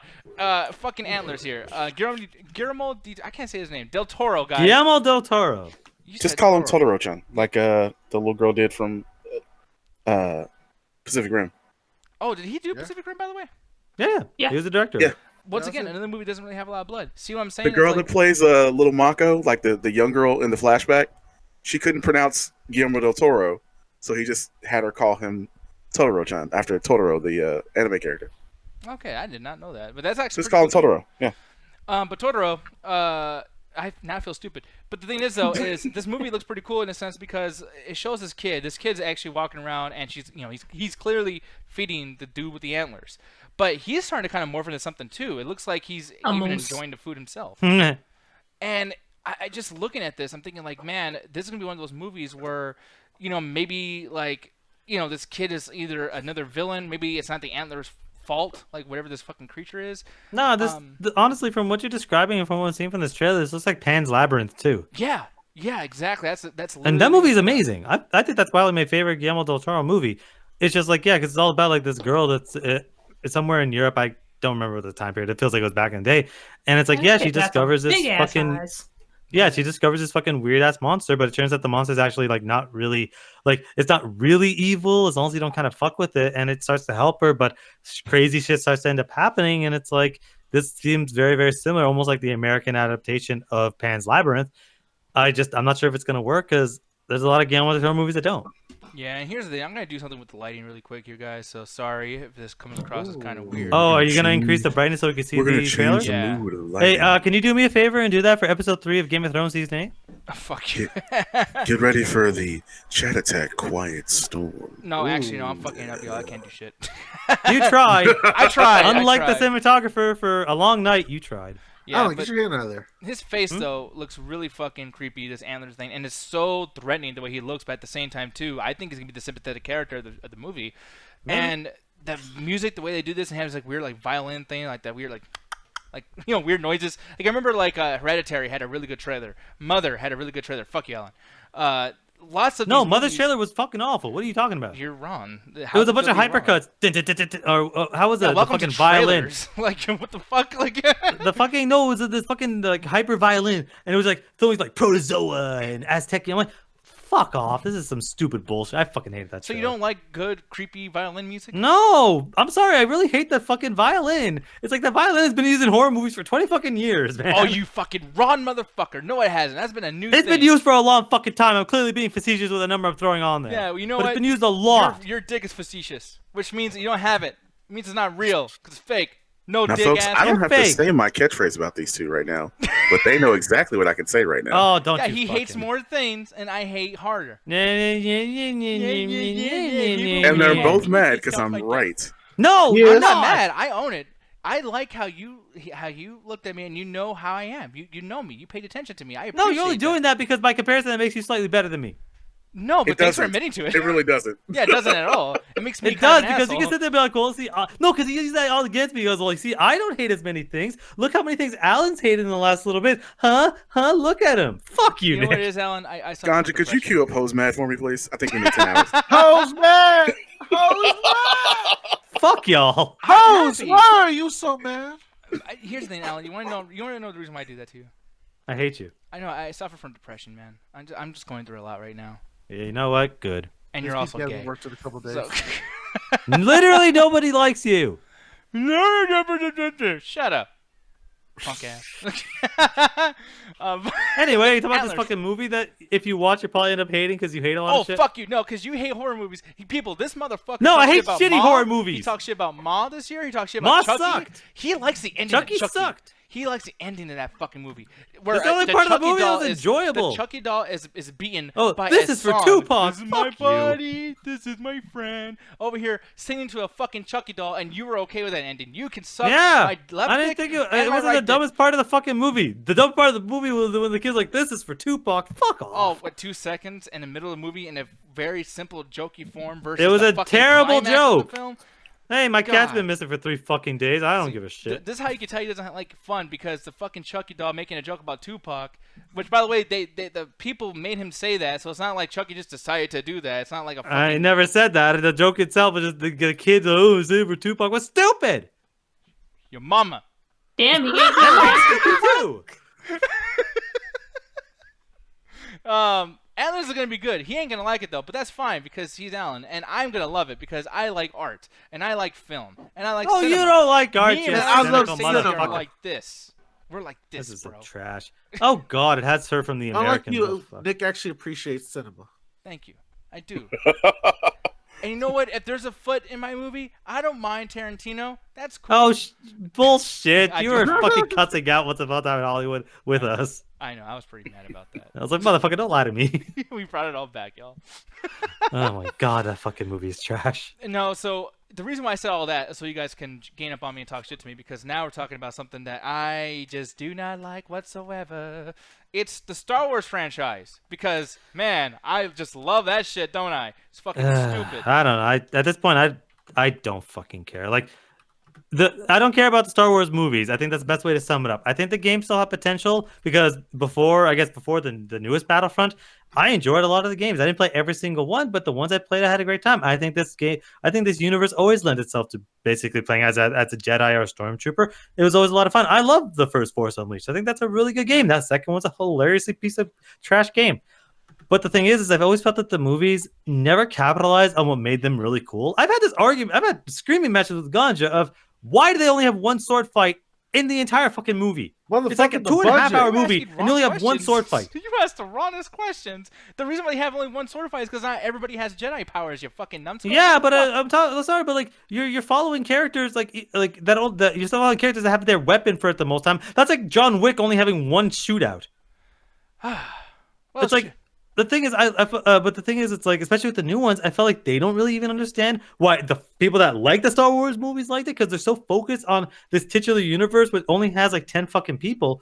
Where at least with the Mandalorian, that looks like it could be something good and interesting, like how people love the animated television shows because they go more into the mythos of Star Wars.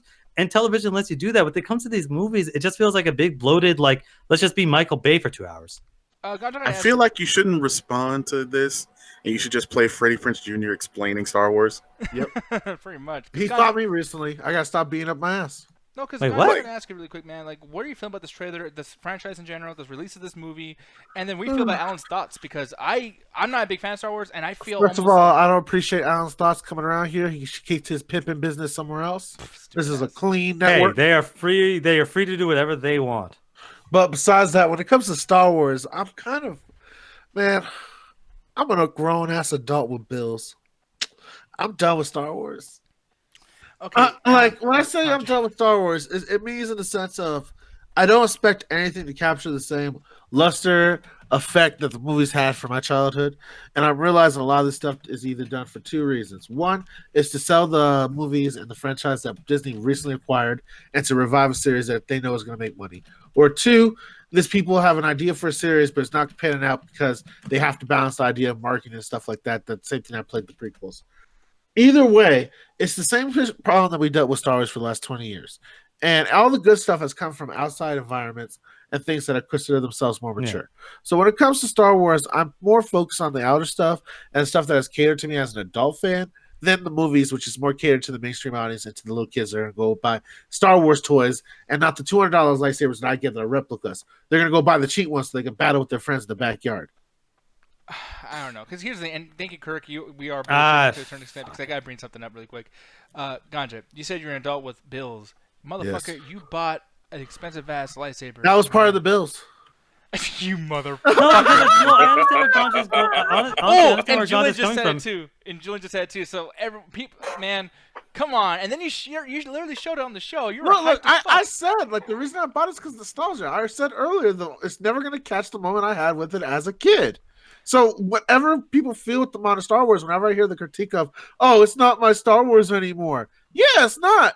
Grow up. Like, if you want to relive it the ways I do with the video games that I enjoyed or the movies that I enjoyed, but don't try to pressure it to fold a mold that's going to fit your standard as an adult when, to be honest, you're not the marketing gimmick for Star Wars anymore.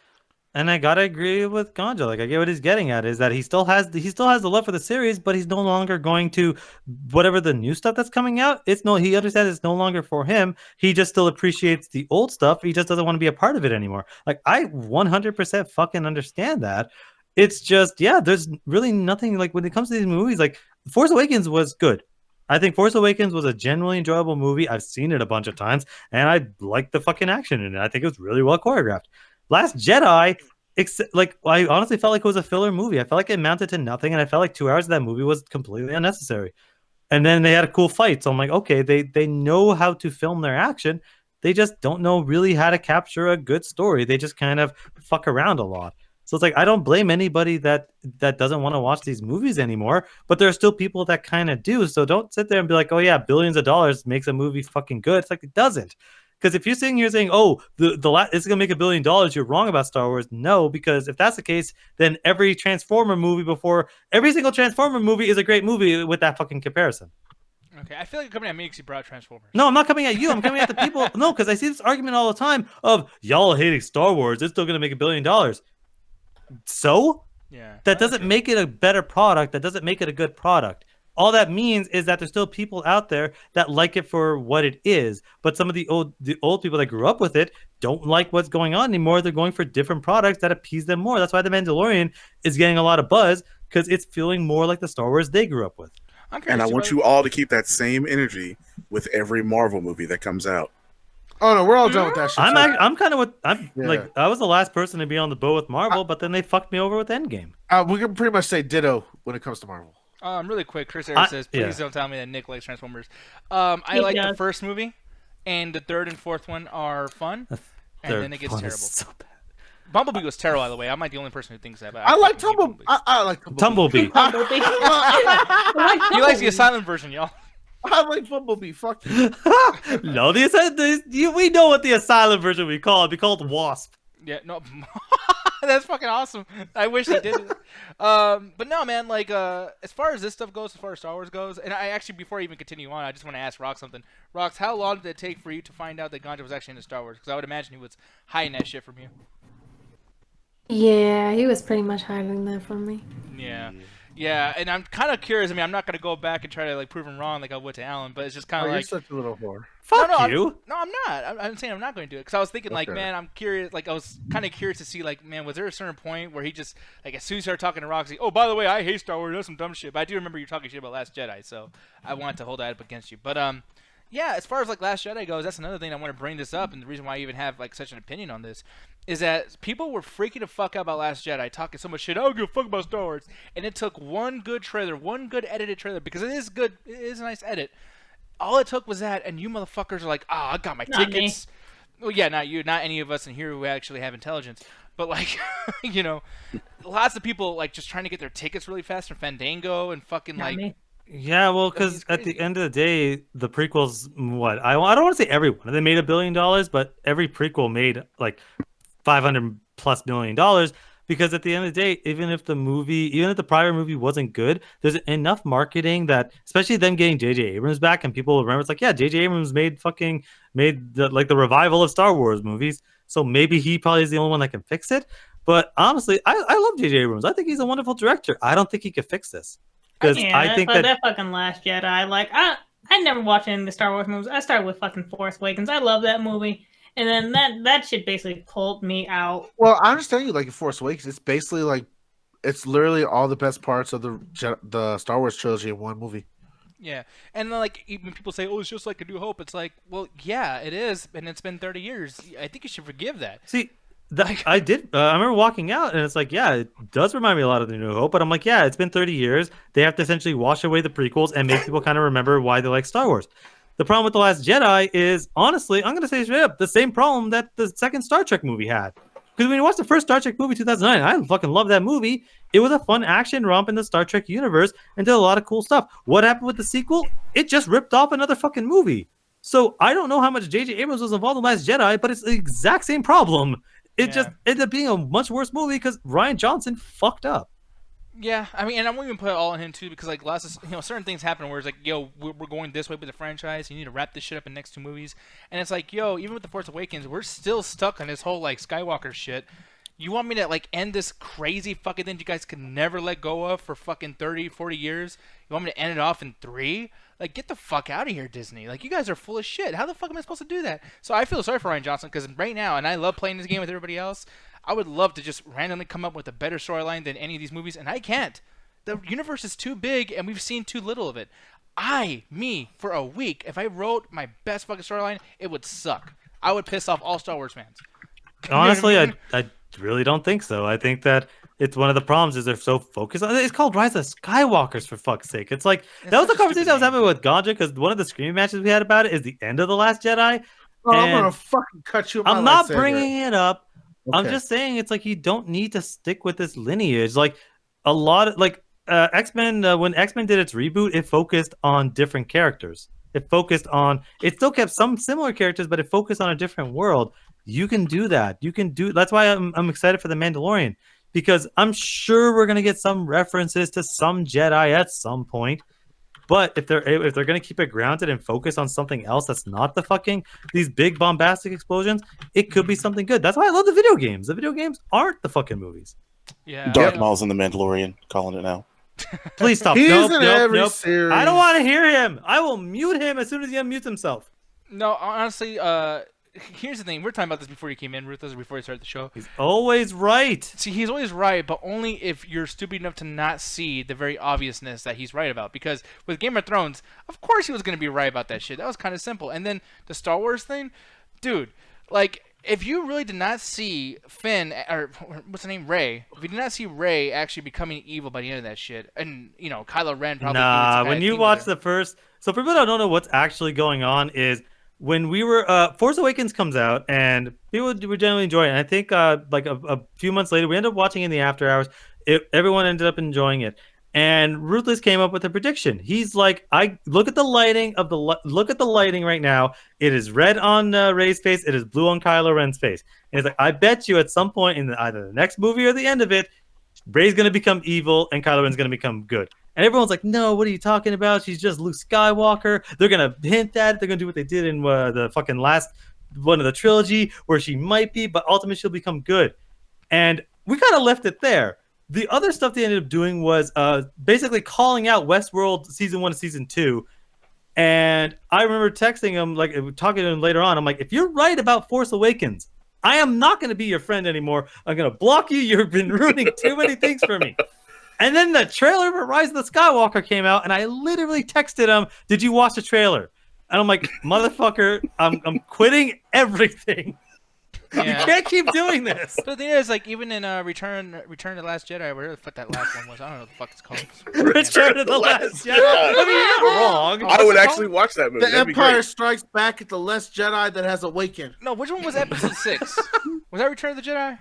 Yes. Episode 6 is Return of the Jedi. Okay, yeah. Palpatine in there, like, he does play some games with certain characters. I think Skywalker himself, where it's like, it goes back and forth between, are you going to be good or are you going to be bad now? And it's like, that's the basis of Star Wars. They do that. So why was that so surprising to some people? The surprising isn't the playing, is that his prediction was that she will turn evil, not she will play turn evil and then become good. Is that how it's going to turn? Is that Kylo Ren, who we think is evil, is going to be the good guy, and Kylo Ren and Rey, who we think is the good guy, is going to become bad, and she either might die or become a Sith and go off. Like, well, maybe Palpatine controls her with the Force, and then she's evil until someone beats up Palpatine, and then she's gonna turn good again. We got that triumphant, yay, the rise of Skywalker. I think honestly, the reason I'm mad at it is because I want that to happen. I want that the good guy we've been following for fucking ending possible, because that's what that would be. No. I don't want what you're talking about. I want the situation in which the hero that we've been following for 3 movies becomes the villain and either dies at the end or gets locked, or whatever the equivalent of them just basically not being a threat anymore. Like maybe the Last Airbender, where they get their powers taken away. I'm not sure, but whatever ends up being the situation is, I want Rey to be evil, like just to be straight evil, not this whole, oh, she's a good guy. No, I want Rey to be evil, like straight up. I want her to become a Sith, and I want Kylo Ren to be a good guy, because I actually want that switch to happen. Because off the top of my head, I can't think of a movie that's had a series like that where the good guy becomes bad. The closest thing you could probably think of is Breaking Bad, where you're following the hero and he eventually becomes a villain. But I'm like, I want to see that. You can't think of a series where the hero becomes a villain? Yikes. Off the top of my head, I'm right. Like I literally said, off the top of my head, I'm sure they exist. I just can't think of anything right now. The last season of Game of Thrones, you can't think of a series where the hero becomes a villain? Oh, come on. I'll say this straight up. I don't think she ever was a real hero. She was just... I don't even know what to really classify her. She was never really a hero. She was liberating slaves and she killing was slave murdering owners. everyone in her path just to get an army to murder more people in her path. To keep it trendy, though, next week Terminator's coming out, so let's bring that up. Like, I mean, Terminator. Like, second movie, complete hero. First movie, super villain. I don't know, man. Yeah, okay, yeah. Winter Soldier stuff. That's, I mean, look at but that's fucking, why. That's why T2 is like really good, because you don't expect it. I guess. But yeah, as far as all this stuff goes, man, like, look, I hope, and even in Facebook chat, Jet saying, like, hopefully Star Wars gets good again. I hope it will, too. I think Mandalorian is going to be that first step. I'm very, very optimistic about Mandalorian. I'm very not optimistic about fucking Rise of Skywalker, just like Ganja is. But at the same time, too, this is finally ending that stupid Skywalker shit. And I swear to God, as soon as I let that go, we actually might get, like, an incredible fucking series. But, dude, like, seriously, 9 movies and you're on the same fucking story? I've never heard of that in any franchise. I can think of a couple. Well, I like this. Why I put it in as this fucking Star Wars thing. Like each movie, I count like it's a season because that's kind of what seasons do in TV shows. Like they try to just tell us one big story that can latch on to other shit. So for me, I think Star Wars is basically like 9 to 12 seasons of this universe. Even Walking Dead about zombies, there's like eras of Walking Dead. Even fucking like Freddy Krueger movies or Halloween movies. There's like the Thorn series. There's a remix. Like they do different shit. It's not the same thing every single time. Sometimes Supernatural's 15 fucking seasons in. They're different. finally yeah, they're finally ending it. But like I can tell you, like there have been great seasons. There have been terrible seasons. Season 8 is fucking awful. But they managed to figure out what they're gonna do. The thing with Star Wars is I'm going to say this straight up. I don't think Disney knows how to do deep storytelling anymore. Oh, ever? Because I'm looking at the Marvel movies, I'm looking at the Star Wars movies, and I don't think they know how to do deep storytelling anymore. Because when you watch some of the older Disney movies, the Disney classics, like I'm not going to sit there and say, oh, Hercules is the deepest movie of all time. But it takes a lot of really interesting aspects of Greek mythology, and it actually tells a really interesting take on the Hercules mythos. Aladdin, as much as that fucking movie legit affected my childhood and gave me actual trauma, does take a lot from Arabian and Middle Eastern mythology. It does a lot of interesting stuff with it. Lion King is a fucking take a lot from Shakespearean plays. I think they're so focused on making something visually interesting, they have no longer understood what it is to make something like what's it called, literary interesting. Like the actual stories they're going for are not their main priority. They want to make enough shots to make a cool trailer. Yeah, Baby Lotion saying he agrees with your take. Thank Kirk you. saying man kills kids in dreams. Yeah, all new. Well, that's the thing. Like, with Freddy Krueger, there wasn't like 12 movies. And by the way, too, it's like there was the 3 that's about like the whole Nancy thing, or whatever. Then there's like the Dream Child like little saga. Oh then God. It was like the meta type shit with 7. Like there's it's eras with Jason too. Yeah. Like the first movie is his mom. The next 3 is Jason being a crazy person. Then he's a fucking zombie. Like the changed. zombie portion was probably some of the worst movies they ever did. Yeah, definitely. But the thing is, like, they changed. Star Wars, they're meandering the same point. Like, cause I'll give the prequels this. At least it's going after Anakin and telling his story. But then but the second movie, you were like, ooh, Darth Vader. And because we're like Vader, I'm like, dude, we did that already. He's fucking dead. Why are we on Darth Vader again? Well, the thing is as much as the prequels at least had like. I want to say in theory, because I'm going to say this straight up. I can't think of a single prequel series that's ever worked. I think every prequel fucking series has always failed for the most part. But it was an interesting idea of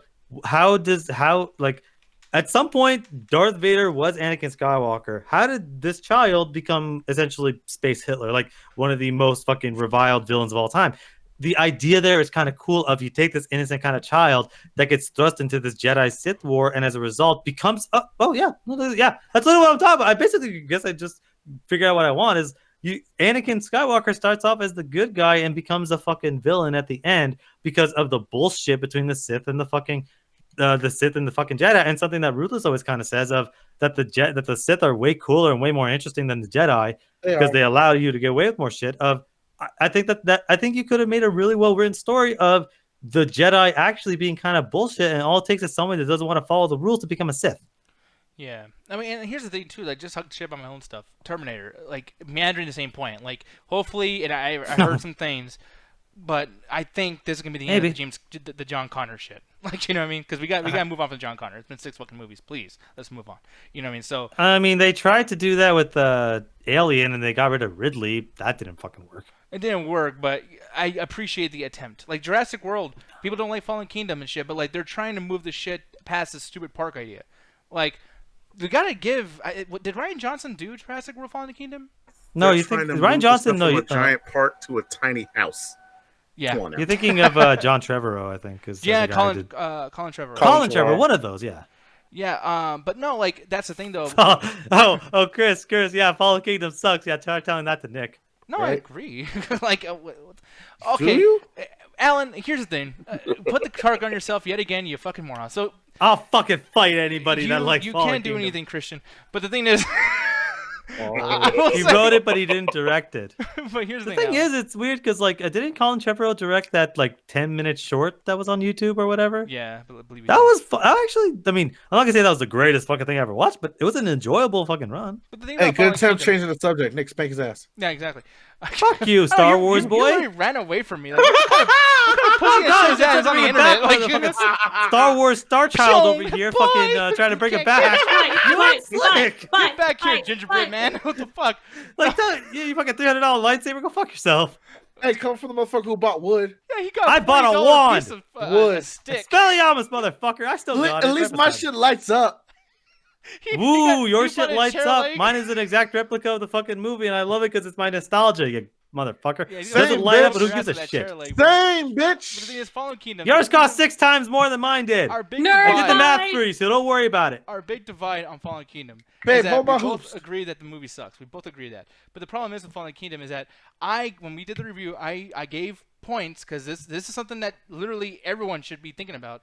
Is they tried to do something different and they failed, but they did something different. And Alan, and I quote, he says, that made me actually more mad that they tried because they failed so fucking hard. It made me Yeah. more pissed off that they tried. I've listened to many people talk about movies. I've never heard of that being a con that someone tried. It's Oh, fucking fuck off. insane. This isn't a little engine that could. This is a $200 million fucking movie from a fucking billion-dollar company. You're that's- such an asshole, dude.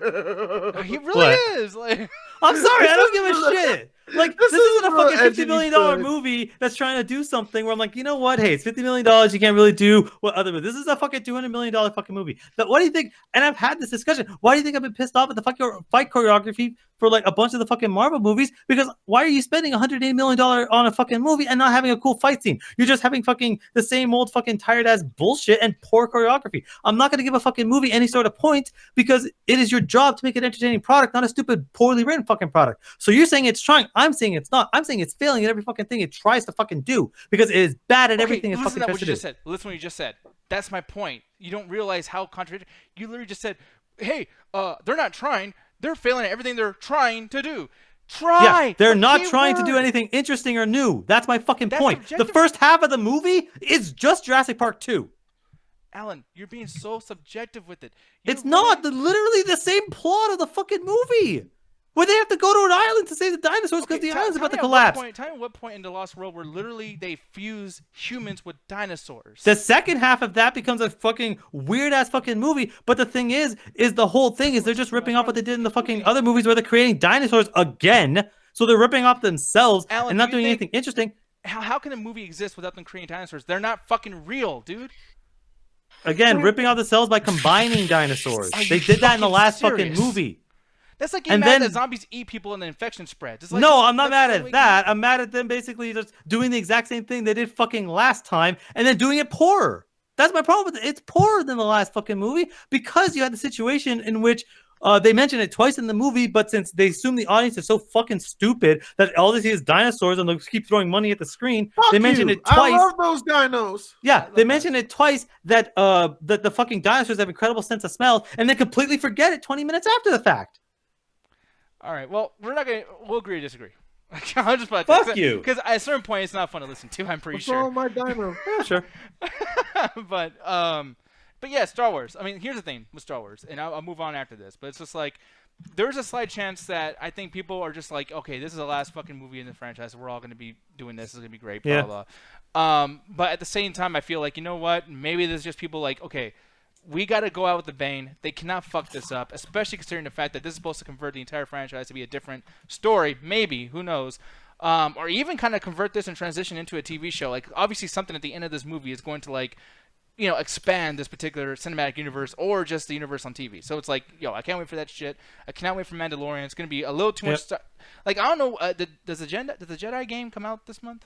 Or next month? I believe the Jedi does come out at this point. Honestly, what I want for Star Wars is what DC's doing. They're like, we can't create this large, elaborate Avengers universe, so let's just give smaller budgets to smaller projects and see what we can do. Then And then put Joker Batman in came it out. later. What's up? Yeah. You have a depressed person just dance around down some steps and fucking Tatooine. What's it gonna be called? Sith? Yo, shout out to all the people that live in the Bronx that have been chasing people off the stairs. Or egging the fuck out of them. That's been great. I'm not gonna, say it's okay to throw eggs, but you did keep them from gentrifying your neighborhood by getting them the hell off those stairs. Look, if Shout you're out to playing y'all. an early access game called Anti-Gentrifier and you use the bonus points known as eggs, good luck.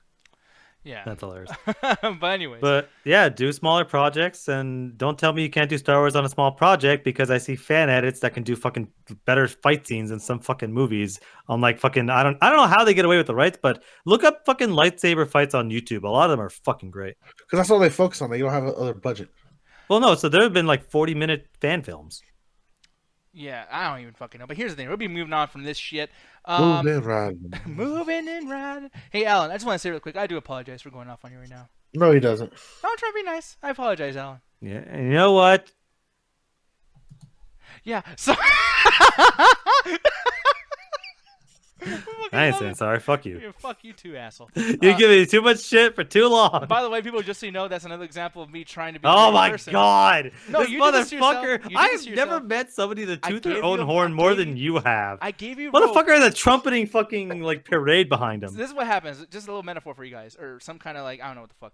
Like it's like he's climbing up a fucking mountain, and I'm above him, like always, because I'm amazing. And I throw some rope down. Like, Oh come my over here, God. you sick fuck. Let's go. And You're I so throw a full rope- of shit. I throw a rope down so he can like grab it and then climb up with me. But instead, he wraps around his fucking neck like a dummy and uses it as a noose. And it's Because like, dude, it- we're about to go Because up it's together. you. You'll immediately betray me. I'd rather take myself out, so I don't gotta deal with your shit. Yeah, that's a very silly way of looking at things. I apologize. I've been I your would've- friend for this long. I know how the ride works. I'm just saying, I would have helped you out. You know, that's why you Nah, can't be you part of the betray Chuckle me Brothers. too often. Me and Gandra are Chuckle Brothers, and you're never gonna be part of it because you're just immature. I don't want to be part of it. Y'all, the Chuckle Brothers 4, because y'all motherfuckers laugh at me. Yep. Yeah. Why you're the fuck funny. would I join that? Because we would stop laughing at you. Cause it'd be like, No, you Yeah. wouldn't. You'll be our mentally challenged little like homie. Oh Jesus Christ. We'll take Move care of you, on. little guy. We're moving on. Actually, we'll be moving on to Ganja. Actually, because here's the thing. You have weird taste, sir. You have Yes, I do. some extremely weird taste. Apparently, you were watching Big Mouth season what? 8. Season 3, I think, at this point. Yeah, 3. damn, it's kind of a surprise. Yeah. It's kind of moved on so fast. But what'd you think about it? And yeah, man, I'll let you have it because I have no idea how to even segue into such a crazy fucking concept. That's Well, I haven't been watching it by myself. Me and fucking Roxy have been loving the show, and it's one of the things we watched early in our relationships. And we have completely became the two hormone characters, so it's always fun to watch that shit and joke around about it. But this season, I'm conflicted because there were some episodes that I really enjoyed, and there were some episodes that I kind of felt were very flat, and some of the characters that were more prominent in the past seasons weren't used as well. I felt like there was some heart to the season, but not as much as it was in past seasons. I'm very conflicted because when I first saw it, I really enjoyed it, but after watching some of the episodes again, outside of the few episodes that I really enjoyed, it really was kind of a series that shows that the next one they really got to come about again because there's a chance of it faltering. And I really hope it's not the case where it's one. I didn't like this season in particular because the storyline seems to focus around Nick Kroll's character. But it's probably because as past storylines has focused on more individual kids throughout certain episodes. I think it was just his time to shine, and I didn't like what they did with his storyline. So maybe as it switched to different kids or focus on other stories in the next season, I might appreciate it a lot more. But I still enjoyed myself on the episodes I watched. Me and Roxy laughed our ass off and really appreciate it. So I got to give the season like at least a 3 out of 5. But there's a lot of stuff in there that we could talk about as we get into our review more that it was kind of iffy. Yeah, because Ross, I'm gonna ask you real quick. This, by the way, this seems like your shit all the way through. Like it sounds like something you would like because you're just fucking crazy. But what'd you feel about this so far? Honestly, can I just tell you, like, right now what my favorite episode was? What episode was The that? fucking Florida episode. Yes! Hands down, best episode of the entire season. Why? It doesn't have to do anything to do with us, does it? Like with No. okay. I good. mean, a little bit. Oh fuck you! Because I've had a feeling like, what is there some kind of asshole in there that has long hair and talks? No, about shit? just we have some crackheads in our group. Yeah, Jet. No, that's Jeff's you. not a crackhead. Leave her alone. No. I do meth, Alan. She likes to go fast. Yeah. No, because like here's the thing. Like, are they still so like? Because I mean, And lean. these characters like age at all? Because like I want this whole show, this whole Big Mouth show to be about like puberty. Like, is there a certain point where that like stops being the point or no? Well, no, the whole show's about puberty. That's never going to end. Well, that's fucking awful. I mean, like, because they have like, I mean, it's Big Mouth, so it's like, can't they just be like, hey, we call it that because we're fucking like drawn weirdly, but we could talk about anything. You know what I No, mean? no. It's the show's the whole premise revolves on like what it's like to grow up and go through puberty. Well, And it's based around Nick Kroll and one of his childhood friends, basically stories that they went through, experiences that they had, or crazy shit that they heard like growing up. so far as you're watching this too, like, has it done anything that's like, okay, you know what, like this was like the nastiest season, the most adult season yet, or is it just kind of like continuing like the status quo? Kind of continue with the status quo, honestly. But it wasn't as heartfelt. Because Yeah. like something that I particularly liked, I think it was in the second season Mhm. when they did a song about like loving your body when they're in the fucking bathhouse. Like I was all for that shit. That's something we need more often of. And it was done in a way where it wasn't like preachy. It was just pure fun. And this season, it was lacking. It was It lacking. just wasn't there. It just seemed, I don't know, like it was missing a little. It felt a lot of something, a some of little the episodes heart. felt a lot of preachy, right, babe? Mm-hmm. Yeah, because like that's the thing is like, for a show like this, I would actually probably prefer the preachiness because I don't want something to be gross and just kind of weird or whatever, especially about kids having fucking sex or just getting like boners and shit. And I'm like, if you have some kind of like message to really like hammer in the fucking head, maybe that can not like deter adults like me or like people that like maybe parents or whatever to stop watching the show. They'll be like, oh, there's a message, so I'll let my kids watch it, and that just kind of grows the audience so much more because they're actually getting something out of this other than like confusing, awkward, boners. Like it has to be fucking like. You're not wrong, but the whole show revolves around kind of awkward boners. But the way it was done now was less heartfelt and more of the time of trying to get right with more and more crass humor. Rufus also watched the show recently, so what was your opinion on it, man? I hate this whole season. Oh, Rufus, why you gotta break my heart, man? Look, We Roxy's smoke right. we The smoke best cigars. and only good episode is actually the Florida episode. And that I'm still mad at because hey, we're gonna give you a whole episode and then surprise at the end, nothing matters.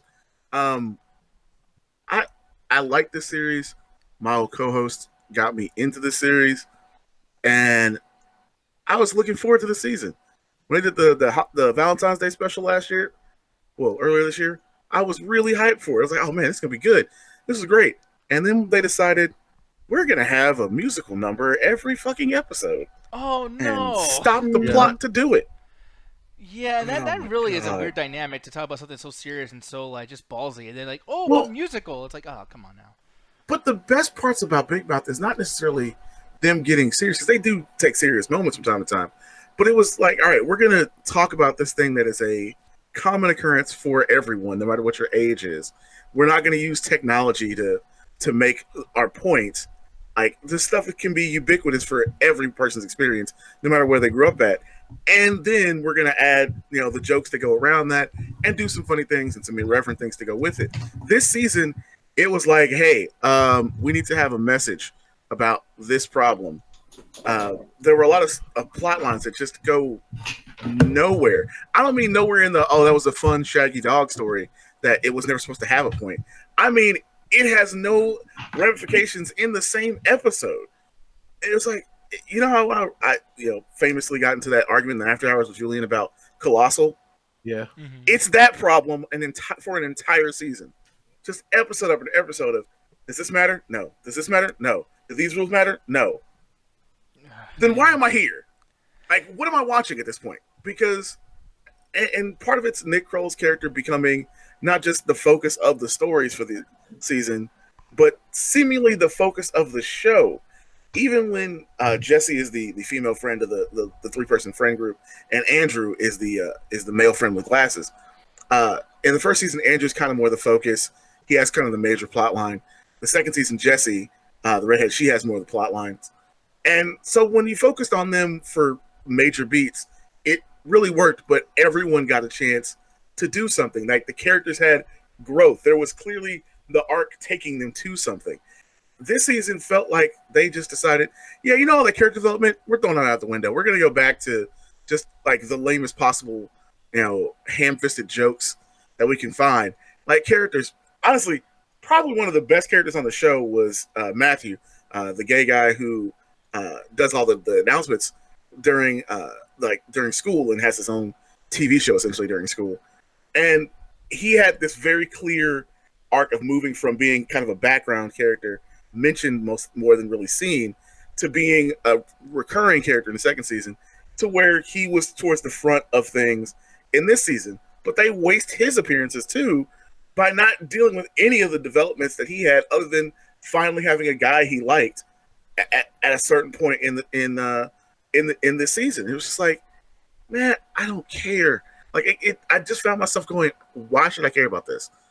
Okay, you're addicted to your cell phone. That feels like an adult saying what kids should be worried about. Not, here's a kid's experience and moving forward. Like, and it seems like an out of touch kind of thing to even talk about a show like this. So like, oh, kids, puberty, I'm glad you smartphones. brought up that idea of out of touch, because that was one of the things that I really enjoyed about the previous seasons. It never felt like that. It never felt preachy. But there was 2 episodes that right off the bat felt very kind of preachy and very out of touch. One of them happened to be Nick Kroll's addiction to his cell phone. Yeah, it was about the Listeria thingy or whatever. I don't know if it was, but the whole episode was revolved around him developing addiction over his cell phone and him not being able to get away with it. But they don't even like try to solve it in any kind of manner. It's just thrown away just for like a quick PSA of like, ain't the kids weird nowadays? They're all addicted to their cell phones. Yeah, and I'm sick of that thing. They did a musical for the movie Disclosure. Y'all, I'm not joking here. They did a musical for the Michael Douglas Demi Moore movie from the 90s, Disclosure. Why? By the Look, way, like, that's a the deep young cut audience. for me. Like, I don't know. The audience for this show, I will buy. There's 10 to 15% of the audience that knew the movie Disclosure existed. There might be 2% that gave a damn enough about the movie to be like, oh, this is a great idea for a musical episode. The thing that I'm wondering is like, so then who's the audience for? Because I'm like thinking like, yeah, obviously younger people, especially people that are like 22 to like 28, are probably watching this because of the fact that it's like, yo, like I just went through this recently and it's something that I still care about, so I remember very, very vividly. And then they have cell phones, so obviously that's something people can relate to. Who the fuck can remember Disclosure at that age, at that demographic? That's fucking That's ridiculous. what I'm saying. Like, Disclosure is one of those, this is a movie for adults that I didn't watch till I was late in high school when it was randomly on HBO between something I probably actually wanted to watch. Yeah, that doesn't make no fucking sense. That's crazy. There's so much just... Oh, and I'm glad it turns into fucking Hollywood wanking over Nick Kroll just going, oh, I'm awesome, over and over again. Not only that, I'm glad we brought this episode because now we can talk into something that kind of really did creep me out. And Babe, I don't know if you noticed this, but me and Rufus talked about it. This one show was very liberal with either putting the kids in very sexually explicit places and using the aspect of their anime to get away with it, down to like nudity for no reason, as well as to the point that they had a molestation storyline that honestly went a little too far. Yeah. I mean, like, Rox, do you feel like they went too far at all in that sense?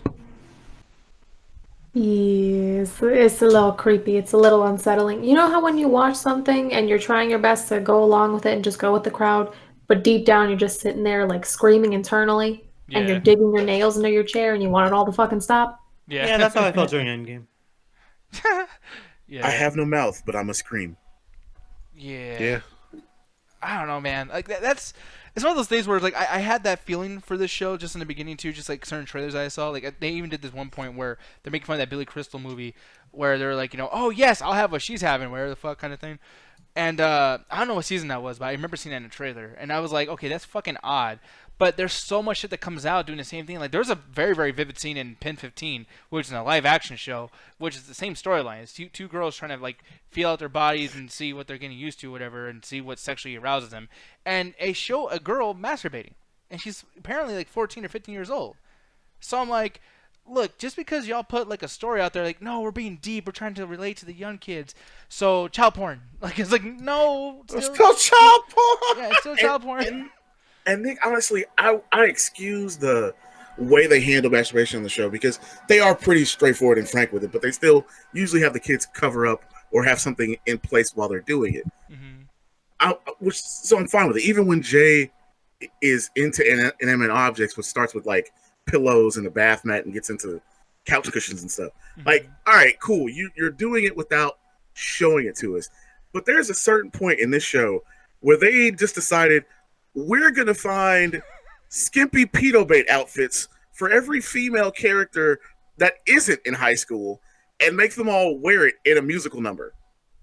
Yeah. Who's that for? It's for somebody who doesn't want to admit that's for them. Like, Yeah, like A seat. what was they it? even. Go for it, Ross. Oh, don't you have a seat over there? Yeah. They even purposely have one character not like she's the one girl who doesn't dress like them to make a point about the fact of how hypersexualized they're dressing in the same scene. You're just like, I have to. Do I need to say check his hard drive? Well, the biggest thing. I think I need to say check his hard drive.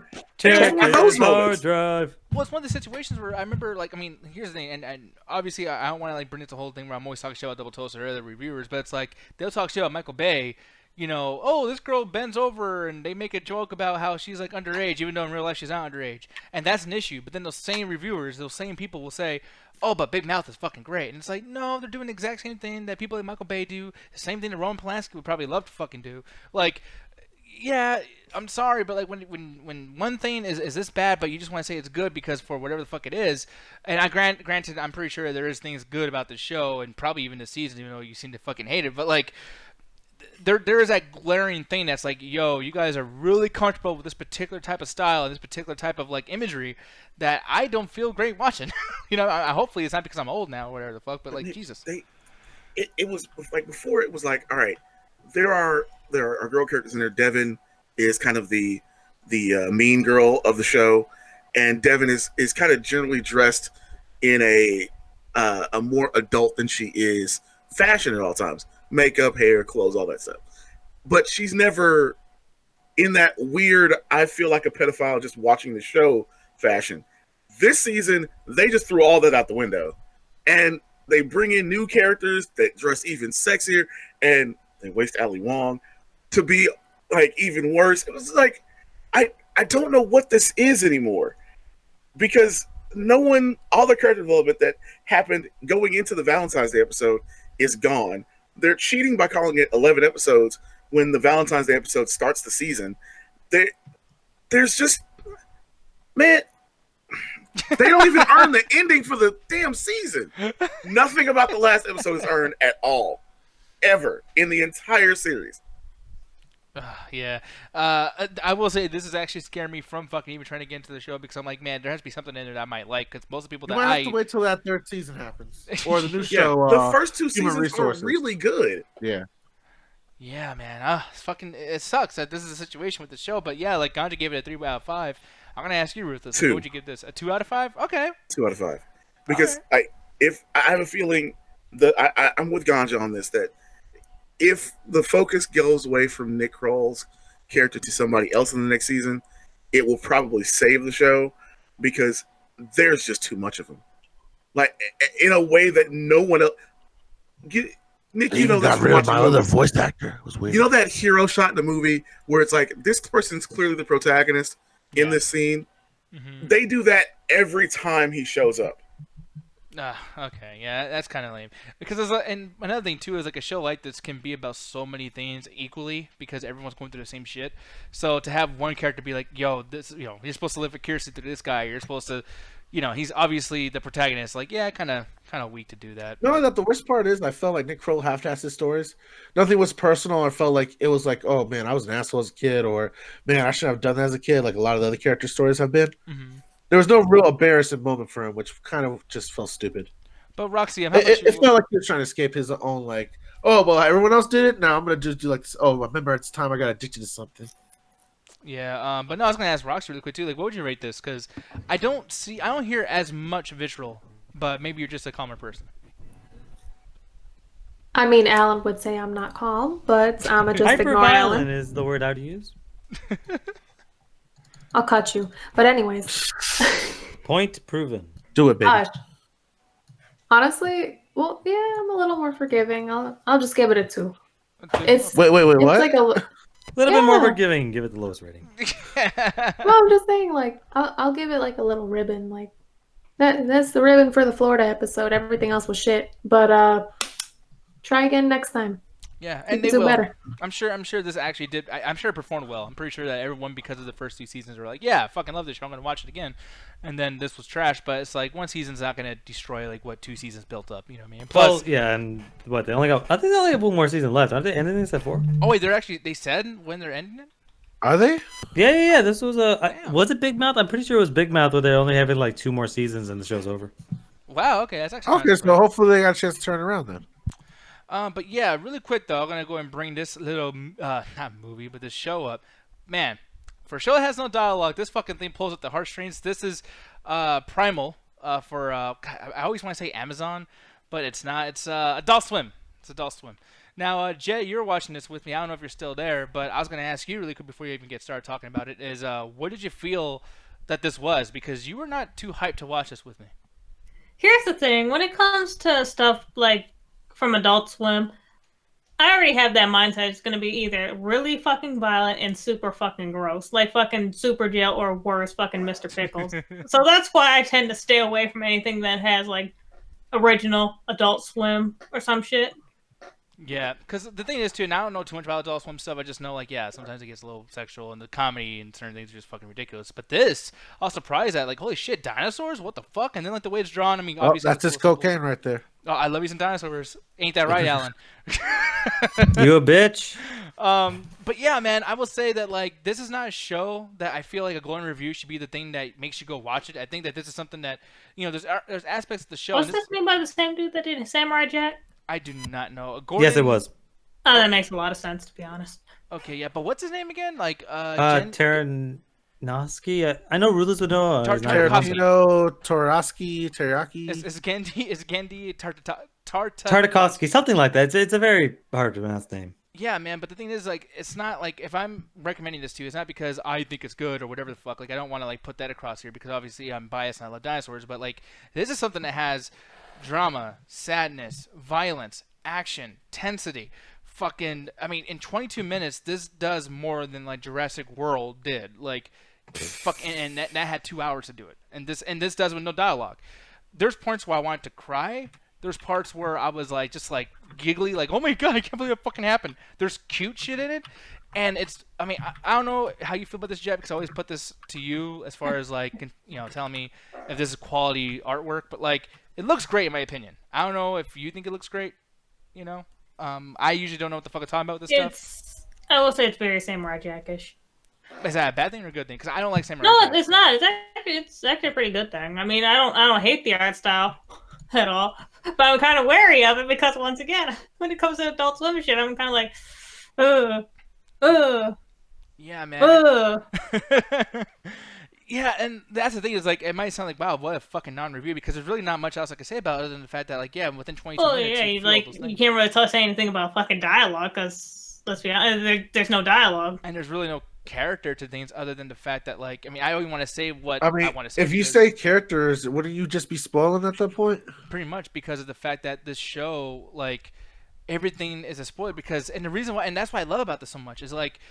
With how many trailers I saw of this and how many TV spots I see when I watch something on Adult Swim, they managed to keep everything like kind of not revealed.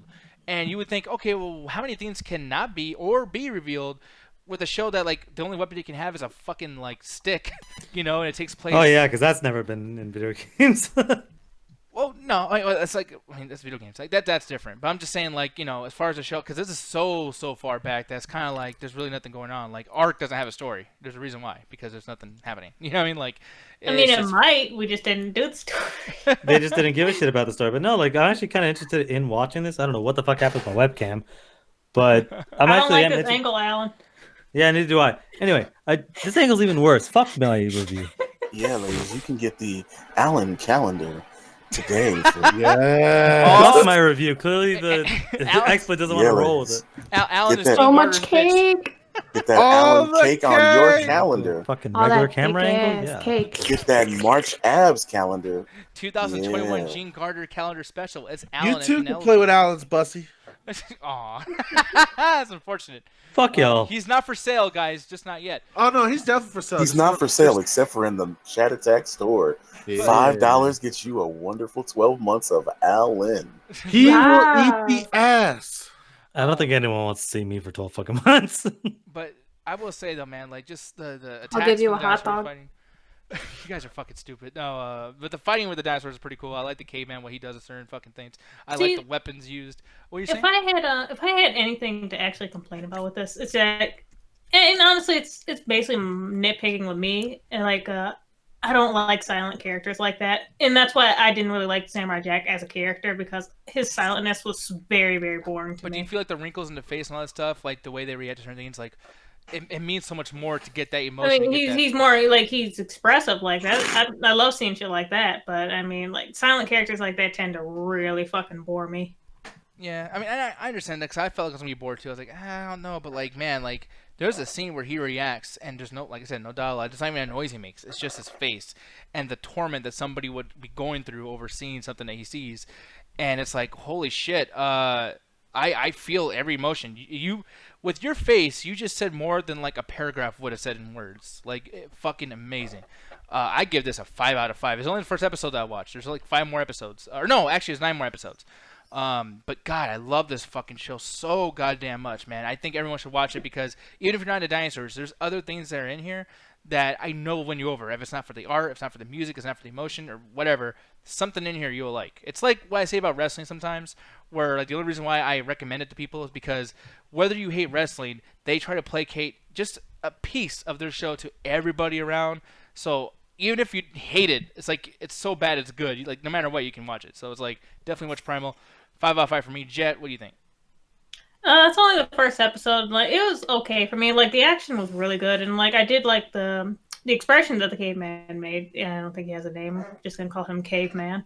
Yeah. And like some parts were actually like pretty emotional, and I mean like I guess you can consider them emotional. They didn't get me like that, but they got you. So It got me big time. I was like, oh, fuck. yeah, you were just Couple like, times. oh, I can't believe that happened. What the fuck? Yeah, man. God, But damn. yeah, like so far I'd give it like a 3 out of 5. What the fuck? A 3 Yeah, out of 5? I mean, That's like, having a why good would I time? give it What a the fuck 5 is out of that? 5? Like, it didn't draw me in like you did. Jesus, So you at least a draw 4 you? out of 5. 3 out of 5 is average. You think this is No. fucking average with all that stuff that it has? What the I fuck? mean, it is was wrong with you? okay, but like at the same time, like the violence in these shows really don't get to me like that. I mean, like the inclusion of dinosaurs, like yeah, that's cool and whatever, but it's like I feel like I've seen that on another Adult Swim show that had like one episode. I think it was called Cargon, some shit, but that one was way more fucking gross. Mhm. It had a lot of sex in it. They Yeah. did a lot of that stuff back in the day. Yeah, they did. Alan, you saw Zombieland too, or did you? I don't know. Sometimes I don't. I did as well. Oh, snippity snap. But Alan, did you? Your mic. Alan, you're such a horror. But Zombieland Yeah, I 2. saw Zombieland. Okay. There he is. I like he gets mad at me. I know. I saw Fuck it. you, Nick. You muted my mic. No, I didn't. You're like half mentally handicapped. Like, but Yeah, Half. the other half is you. Okay, I'll accept I didn't that. fuck it that hard, man. We're not like the same. What the fuck? Here's the thing, though, Any guys. fucking way. Alan, yeah, you saw Zombieland 2. I don't know if you saw Zombieland 1. I did not like Zombieland 1 all that much. I thought the jokes were too fucking ridiculous. But with this, it seems even more funny, more crazy. What'd you feel about it? Let you start this off, dude. Okay, you might go. Oh, yeah, I'll just jump right in. So What the yeah, fuck? your mic cut off, so I didn't know what was fucking happening for a second. Oh, okay. Any fucking way. Zombieland 1, the thing about made Zombieland 1 was interesting is when it came out around that time, everyone was, I don't know when The Walking Dead came out. I feel like it came out around the same time. So this is when the zombie genre was hot. And everyone was trying to make their serious Dawn of the Dead, Night of the Living Dead movie. And this kind of comes out and says, fuck it. We're just gonna have fun, do a parody, just kind of run around and do whatever the fuck we want. And it ended up just being a kind of, it did the Futurama thing of, we're going to be really, really stupid, but then we're actually going to kind of have a heartfelt portion of the movie. And it ended up resonating. I love the first Zombieland. I think there's a lot of cool stuff in it, a lot of interesting stuff in it. And I was really worried about a sequel. So as I kind of walk in, and it feels like this is a sequel that if they just had made the movie right after Zombieland, it would have almost the same kind of idea. Mhm. But yeah, the basic premise of it's been 10 years since since they last saw us. They introduced that, and they're kind of just going through of like what the world's like 10 years into the zombie apocalypse, where almost every person knows of zombies, knows how to kind of deal with zombies, and as a result of just zombies the way they are is in this world is some zombies are actually a little bit smarter, some are really stupid, and they come up with nicknames, interesting nicknames, much like the first movie. They still have all the rules, much like the first movie. But I felt that the jokes just weren't good. Like, there were a couple times I laughed, but most of the time I'm just like, I don't really. Your comedy's very like, let's just kind of point this out and hope you laugh at it. Like when they're naming the zombies, they're like, oh, the Homer. I'm like, Alrighty. that's kind of funny. I kind of chuckled. And they're like, oh, this Hawking. I'm like, why? Because this is kind of smarter than the average zombie. I'm like, okay, I guess.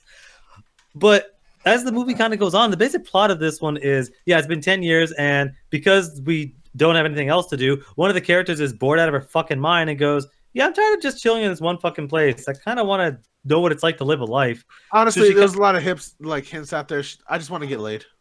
Yeah, she literally just wants to get laid. Yeah. She's tired of this kind of shit, of just not being like, there's nothing else going on in life. And I actually kind of find it interesting, and I'm glad the movie doesn't stop it to do that, but it showcases that it's been 10 years and everyone's so used to this world. Like, they see a zombie, they're like, oh my god, zombie, I'm gonna. They're like, whatever, poop, shoot it. Oh, hey, whatever, it's not a big deal. So now they're basically dealing with what's it like to have the normal problems that people have of like, we're just bored.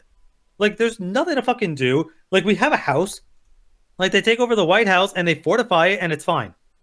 And they're like, well, what are we going to do? Okay, well, now we have to deal with problems that we don't have. If we're just stuck in this one place, so I'm kind of sick of your shit. I don't want to deal with you today. And another person's like, well, you have a boyfriend. I have nobody. This old motherfucker has a car. That's all he apparently fucking needs. Like, what do I got? Like, And she she gonna fuck a zombie? I mean, I don't think you'd want to. So she kind of just goes out and says, fuck it, I'm going to find the first fucking male human that's, Zombie? roughly. Zombie? No, No. it's close to it. It's more like a liberal hipster with a guitar. So worse, Close to depending it. on your opinion.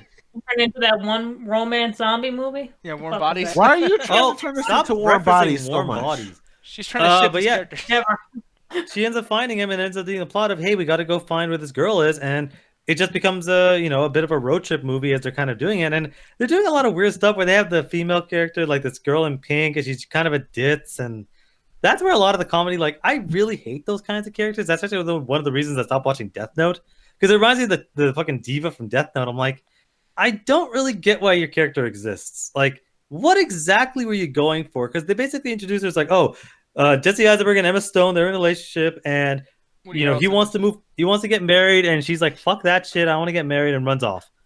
And then this ditzy blonde kind of shows up, and he basically like, fuck it, you're another female, let's do things. And she doesn't really have a character arc. She just kind of shows up and says stupid shit every couple seconds, and then that's really the end of it. I'm like, why is your character even here? That's my character. Yeah, it's just it was so fucking annoying, and honestly, it really dipped at that point for a good like 30 minutes. But then Rosario Dawson's character comes in, and at that point it becomes actually a much more interesting movie. The action is actually surprisingly good. They do a lot of cool stuff. It's clearly just as jokey as the first one, and it has one of my favorite action scenes I've seen all year. Like, there's a bomb-ass action scene that's a one take. Like, it's a long take. There's a cut, and I'm pretty sure I know where it is. But they're jumping from room to room as they're fighting zombies. I'm like, this is a really fucking well-shot, like, scene I'm seeing. Yeah, no, I really like certain movies where they do, like, Zombieland had a couple of them.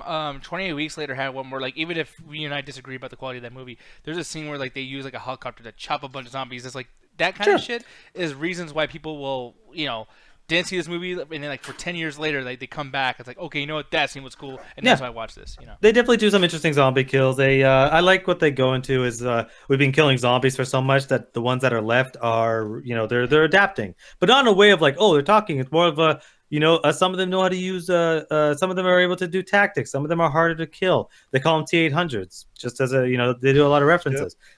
And I did like that part because I'm like, yeah, this is kind of what I want to see. Like, this isn't necessarily an evolution of it. It's more of what I always say is that it's the meta-ness of zombies have been around for so long that in order for you to do something new with zombies, you have to essentially just start creating crazy lore for it. So, like, yeah, there are zombies that are a little bit smarter, a little bit stronger, and the ones that are super strong that end up being more of a problem because we got to keep this world alive. I don't think this movie needed to exist, but I wasn't angry walking out of it. Mm-hmm. That's honestly how I felt. Like, this movie, I watched it, I'm like, okay, so this is kind of a little dumb. This is a little dumb here. This is a little dumb here. But at no point I was mad. I was at the Alamo. I was eating some good food. I just got done hanging out with you guys off the phone. So I'm like, all right, let's fucking do this. And I'm watching this movie, and I'm laughing at some of the jokes. I'm having fun. At no point did I ever go, oh, fuck you. There's some parts where like some dumb jokes, but it never insulted me. It felt like I had a quick. It could have been a DVD straight to DVD movie. Yeah. Honestly, that if we were reviewing it here, we tell you to go rent it or go try to go see it because it's a fun sequel. But because it was in the theater, you have to give it to a little bit more of a quality check. But honestly, it's a fun matinee. It's perfectly a matinee. It's one of those things you will enjoy. Yeah, so matinee wise, like 3 out of 5, basically, what you're saying. Yeah, exactly. Yeah. I'm kind of surprised by that because I thought this was gonna be really terrible. I mean, there's even a part where like they're meeting their doppelganger. Yeah, that's actually like that scene doesn't go on as long as you think it is, and it leads to my favorite action scene of the movie. And Really, okay. honestly, it's one of my favorite action scenes of the year. I'm really surprised, and I just because of the fact that it's rated R, zombies, blood, and all that bullshit. It's like that really excites me that you're saying that. At the same time, They do a lot of they do a lot of stuff. It's not like trying to be like, oh man, look how gory it can be. It's just like, yeah, someone gets shot, there's blood. Okay, cool. But yeah, man. Aside from all that too, and I mean, obviously, you can't talk too much about the climax or anything of it. But like, what would you feel like? I mean, rating-wise, where would you put this? This is definitely a 3 out of 5. I think that it's not like, oh my god, you have to go see it. Honestly, I'm probably gonna forget I ever watched it because it's just one of the things. Oh yeah, I did see Zombieland. I saw it today and I forgot I saw it. Yeah, It's just forgettable. Whereas the first Zombieland was memorable, but that's probably because of the climate, where zombies were all over the place, and this one was just basically like doing something different by being a little bit more comedic, but not showing the dead levels. More of just like we're gonna have fun with it. And this is doing the same thing, but since zombies are so kind of played out, they even make a Walking Dead joke in it, and that's like that's how you know how it's kind of played out, where they're just kind of doing references, and it's just like. Yeah, this is kind of feel like this is one of those movies where this feels like the final nail in the coffin for the zombie genre of no one's really gonna do it that big anymore. This is one of the last few ones before Walking Dead eventually one day goes off air. Yeah, which oh my god, that might be coming up soon. Give it. I don't know. Like Give it. your body isn't ready. What's that? No, my body is definitely not ready for that fucking thing to happen because I'll be upset. I'll be unconsolable, especially. Hey, I'm with you. Supernatural's ending at season 15, and it kills me. Yeah. Too damn long. It really is too goddamn long. Shut But the fuck up, you Walking Dead motherfucker. You're 5 years away. no, I know. Shit, it's too long right now. Season Yeah, 10 it's is too long right now. Yeah, no, man. But this will be the last thing we'll be talking about. It's something I was kind of hyped for. So I just want to start this off by saying that I was super fucking hyped about the Creepshow coming back to, or just coming to TV in general, because I was a huge fan of the movies back in the day. I used to love this shit. Every Halloween I would watch this stuff, or at least Creepshow 2. I like Creepshow 2 a hell of a lot more than I like Creepshow 1. So when I heard that this was on Shudder, which was weird because I was going through Shudder, just to look at some like B-movie, Oh, fucking shit! What? Hold on. What What happened the with fuck you? was that? Did you like drop something on his balls or something? What the fuck was that? I just goes, I wonder if he saw a roach or a mouse. That's it. Save it for me. I'm gonna eat it. he freaked the fuck. That scared me. You spilled hot sauce on his balls again. Jesus Christ. Anyway, Creepshow. Yeah, but no, man. I was just fucking hyped for this thing to even be out, and I gotta say, Okay, so I want to apologize. I just fucking spidered, big ass spider. Are you a child? yeah, you freaked. Child, that's scary as fuck. What are you talking You're about? so fucking lame. Unless it was crawling on him. If you just see a spider, murder. No, because I thought it was just like a piece of dust or some shit, and then it jumped a little bit. Okay, yeah. Did you kill it? Did you shoot it? It's dead to the motherfucker, but goddamn, that scared me. Did it Was find it my like glasses? near you, on you, or what? Oh no, it was like against the wall, but I just looked at it for like a second. I was like, okay, it's like a dust ball or some shit, and then it just did a little half jump. Why would there be a dust ball on the wall? God just doesn't clean his fucking room. I do clean my room. I just Then where don't are my dust all that glasses? well. Those I just haven't searched for because lazy. One of these days, I'm gonna copy Ruth's voice and do it great. Anytime there's a spider, That's I'm just sending you in my to kill voice, it. damn it. Oh, don't worry, I got it, babe. I'm just Evil killing it. laughter. We've established this. Babe. If they're not jumping me, I'll kill them. That wasn't a spider. He saw a vegetable. It's a Shut up. It was a great. It's a gripe. Hey, man, but Well, Yeah, you man. cried when you had broccoli. so. I gotta say though, I really did after binging this entire thing. Which, by the way, there's like one more episode. Oh damn, he needs some lotion. He really. Also, are we gonna review JoJo or not? Well, JoJo's Bizarre Adventure. So how was Time Is Forever? I like in the middle of this review. It's like, are you gonna review it? Yeah, we'll get to the end of Creepshow. Yeah. Oh, I'm sorry, I missed it. I know we're reviewing. Ganjo's doing his own My creep show. bad. I apologize. I thought we were just bullshit. I give this review 1 cocoa butter out of 17. Look, Nick. I'm sorry. I blame the Extremely spider. dry. That's a weird review system that it's at a 17 points. Did you see that last still that Nick had up? No. Dry. Some fucking cocoa butter. No, but really quick though, Jojo Rabbit. Jergens. That might be better for now. No, what you call it? No, so who did see Jojo Rabbit? No, I didn't. I refused to. Oh, me and Roxy. All right, yeah. So what'd you feel about Jojo Rabbit, dude? I'll do it real quick. It was actually really well. Not a lot of Nazi imagery for no reason. They didn't do the shit of like I'm worried about where like edgelords would do, where they would portray the Nazi imagery and try to be sympathetic, or worst of all, make a complete joke that it seems to like try to either desensitize people or make them seem more of a less of a threat than what they actually are. It did none of this. It actually approached it very well. The JoJo character I thought acted pretty well as a kid. Scarlett Johansson is amazing in the film. It got me to feel a few times, and I did like certain reveals in the movie. The guy, Teriyaki, I don't know how to pronounce his name properly. Teriyaki? Teriyaki Taki Watiti. Taika Waititi. Close enough. Thank you, Rufus. That Honolulu, guy. Hawaii. Exactly. Hula Skirt did a Alan good tried to job jump in performing to well as correct him, Hitler, and and he's wrong. I really appreciate his performance, and I thought it was well done. And it was never played up in a way that it was so joking that you felt like forgiven towards Hitler. It was done in a way that you're like, oh, so he's a complete asshole. It's just all these imageries are just from the kid experience, and he sees him as an asshole that's a cool dude, just kind of like this rock star in his eyes. Mm-hmm. Yeah, Roxy, what'd you feel about this? Because I'm surprised you even tried to watch this fucking thing. No, I've actually been wanting to see it for a while. Yeah, so when you first watched it, like, what was, like, what'd you feel about it? Just as far as like how it was made, and then obviously like the whole Hitler of it. The whole Hitler of it? Yep. The whole Hitler of it. Yeah, well, the whole Hitler of it all. Like, I mean, at the same time, it's like, if you enjoy something that's comedic, it's like if it's about Hitler, kind of takes that away a little bit, right? Because you don't want to laugh about like some fucking, Yeah, that's kind of why I don't want to watch it. Yeah. Honestly, it's not as preachy as I thought it was going to be. I thought it was going to take like that whole Quentin Tarantino turn where they're just like shooting him up full of bullets. And, like, Oh, "Fuck, Inglourious Basterds? Yes. It was nothing like that, thankfully. You actually see the whole story like physically through the eyes of a child. There's a lot of shots that aren't taken from like a normal adult height. They're actually taken from the little boys, the little main character's point of view. So everything that you see is literally like his height. I like how the being you fucking fan from Jeepers Creepers is on the right now, by the way. It's like, that's a very ominous, scary fucking vehicle these two kids are just driving right next to. Like, drive away. What, are you trying to get killed? Like, what the fuck? That looks... I mean, they're kids, so yeah. That's the fun bus. Kids are kids. You remember how dumb you were as a kid? No. I mean, You you should were probably remember. like stupid as fuck when you were a kid, but I wasn't. Oh, I was really stupid, man. El stupido. Shut the fuck up, Nick. Stick your shit in your fucking stupid big boot.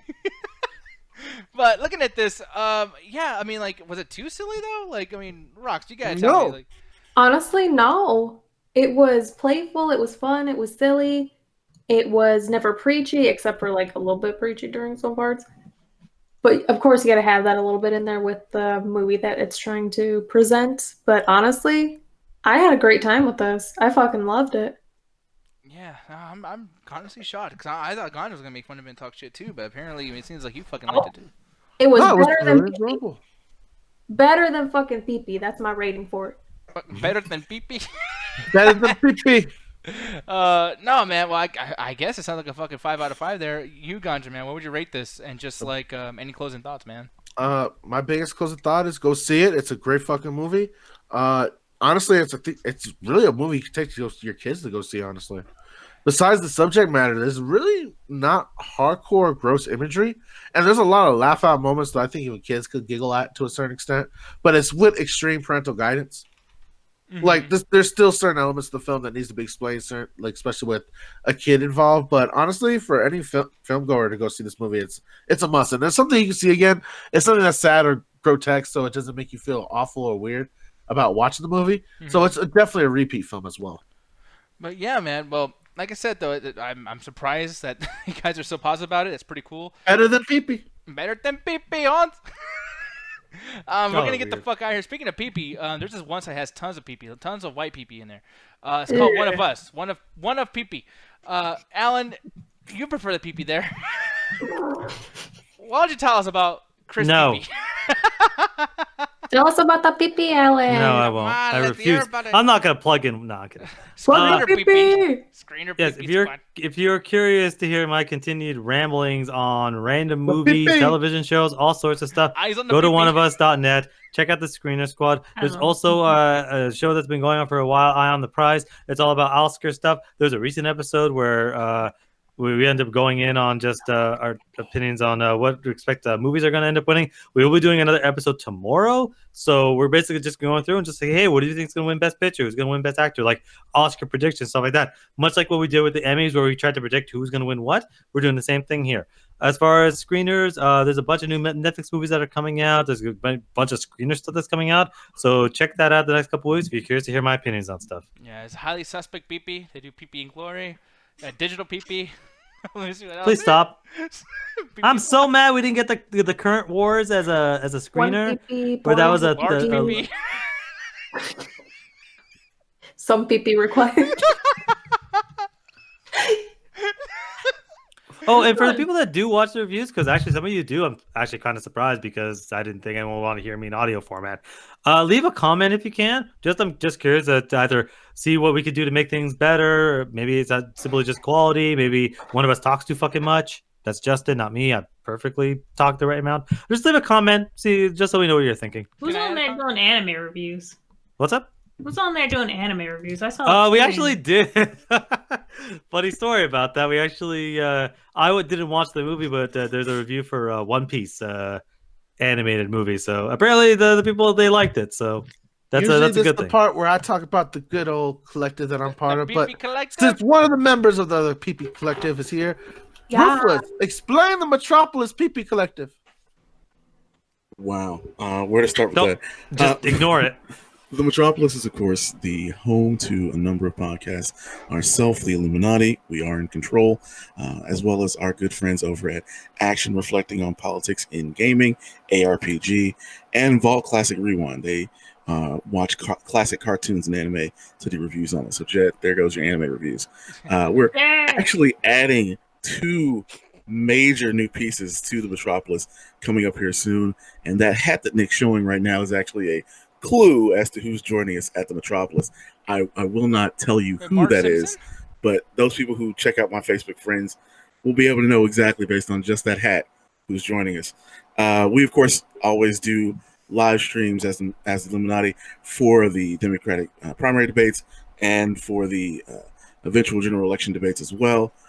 But the big thing that I want to plug, that I want everyone in the sound of my voice and watching this stream right now to attend, is the Path of Illumination Live. That's right, the first ever Metropolis live event will be in Las Vegas, Nevada, February 14th to the 16th, 2020.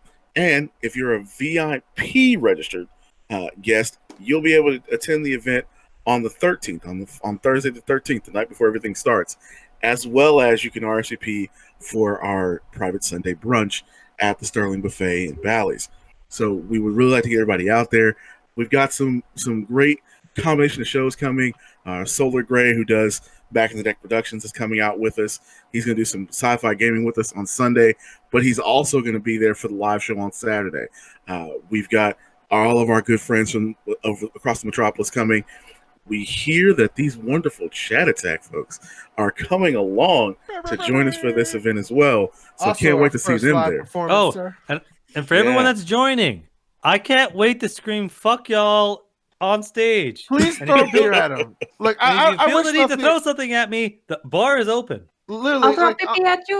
throw the And I- pee-pee at him. I can't give away who, but we do have some special guests that I'm sure multiple folks would love to see appearing there, both from my treasured past and previous websites and podcasts, as well as the Chat Attacks treasured past Oh shit, pee-pee previous passed. podcasts. Just Mhm. saying, there are some special guests coming. Be there with us. Like I said, February 13th to the 16th, if you're VIP, 14th to the 16th for everyone. Check it out on Facebook, the Metropolis Collective. We are the Illuminati, and we are in control. Oh yes, and I'm in control of Ganja's countdown. Ganja, 3, it's time 2, for us to go. 1. Yeah, Attack the chat. See y'all in the after hours. Discord. Wait, Go. also, all of Nick's 11 different shows that have been canceled will also make an appearance there. 11 different pippies! Suck that pee, Alan. Hey, Alan. Guess who's gonna be fucking with you all night tonight, you little bitch? Oh shit, Yeah. is Mr. Horse the special guest? Oh, yep, I'm going there too, Alan. How to No. get my dicks on Kill the me. logo. I'm gonna slide my credit card down that hairy ass of yours, Alan. We got Elmo, we got Mr. Horse. Who else is left? Oh, yeah, I'm gonna fuck you, Alan. Oh, that's so much. Yeah, fucking Gary show up too and just try Alan. to can't believe Alan's gonna get that pee-pee from all ends. Alan, get that pillow away from your face, Alan. Pee-pee. Stop fighting so hard. Oh, you're my freak on a leash, Alan. AKA my bitch. Please stop. Also known as my hoe. This is what I deal with. I hate all of you. Fuck So your much. HR. Oh, fuck Beep. you, Alan. Hey, Alan. Hey, Alan. Don't talk to me. Hey, Alan, come over here, Alan. I'm coming. Talk to me. Hey, Alan. I said don't talk to me. Yeah.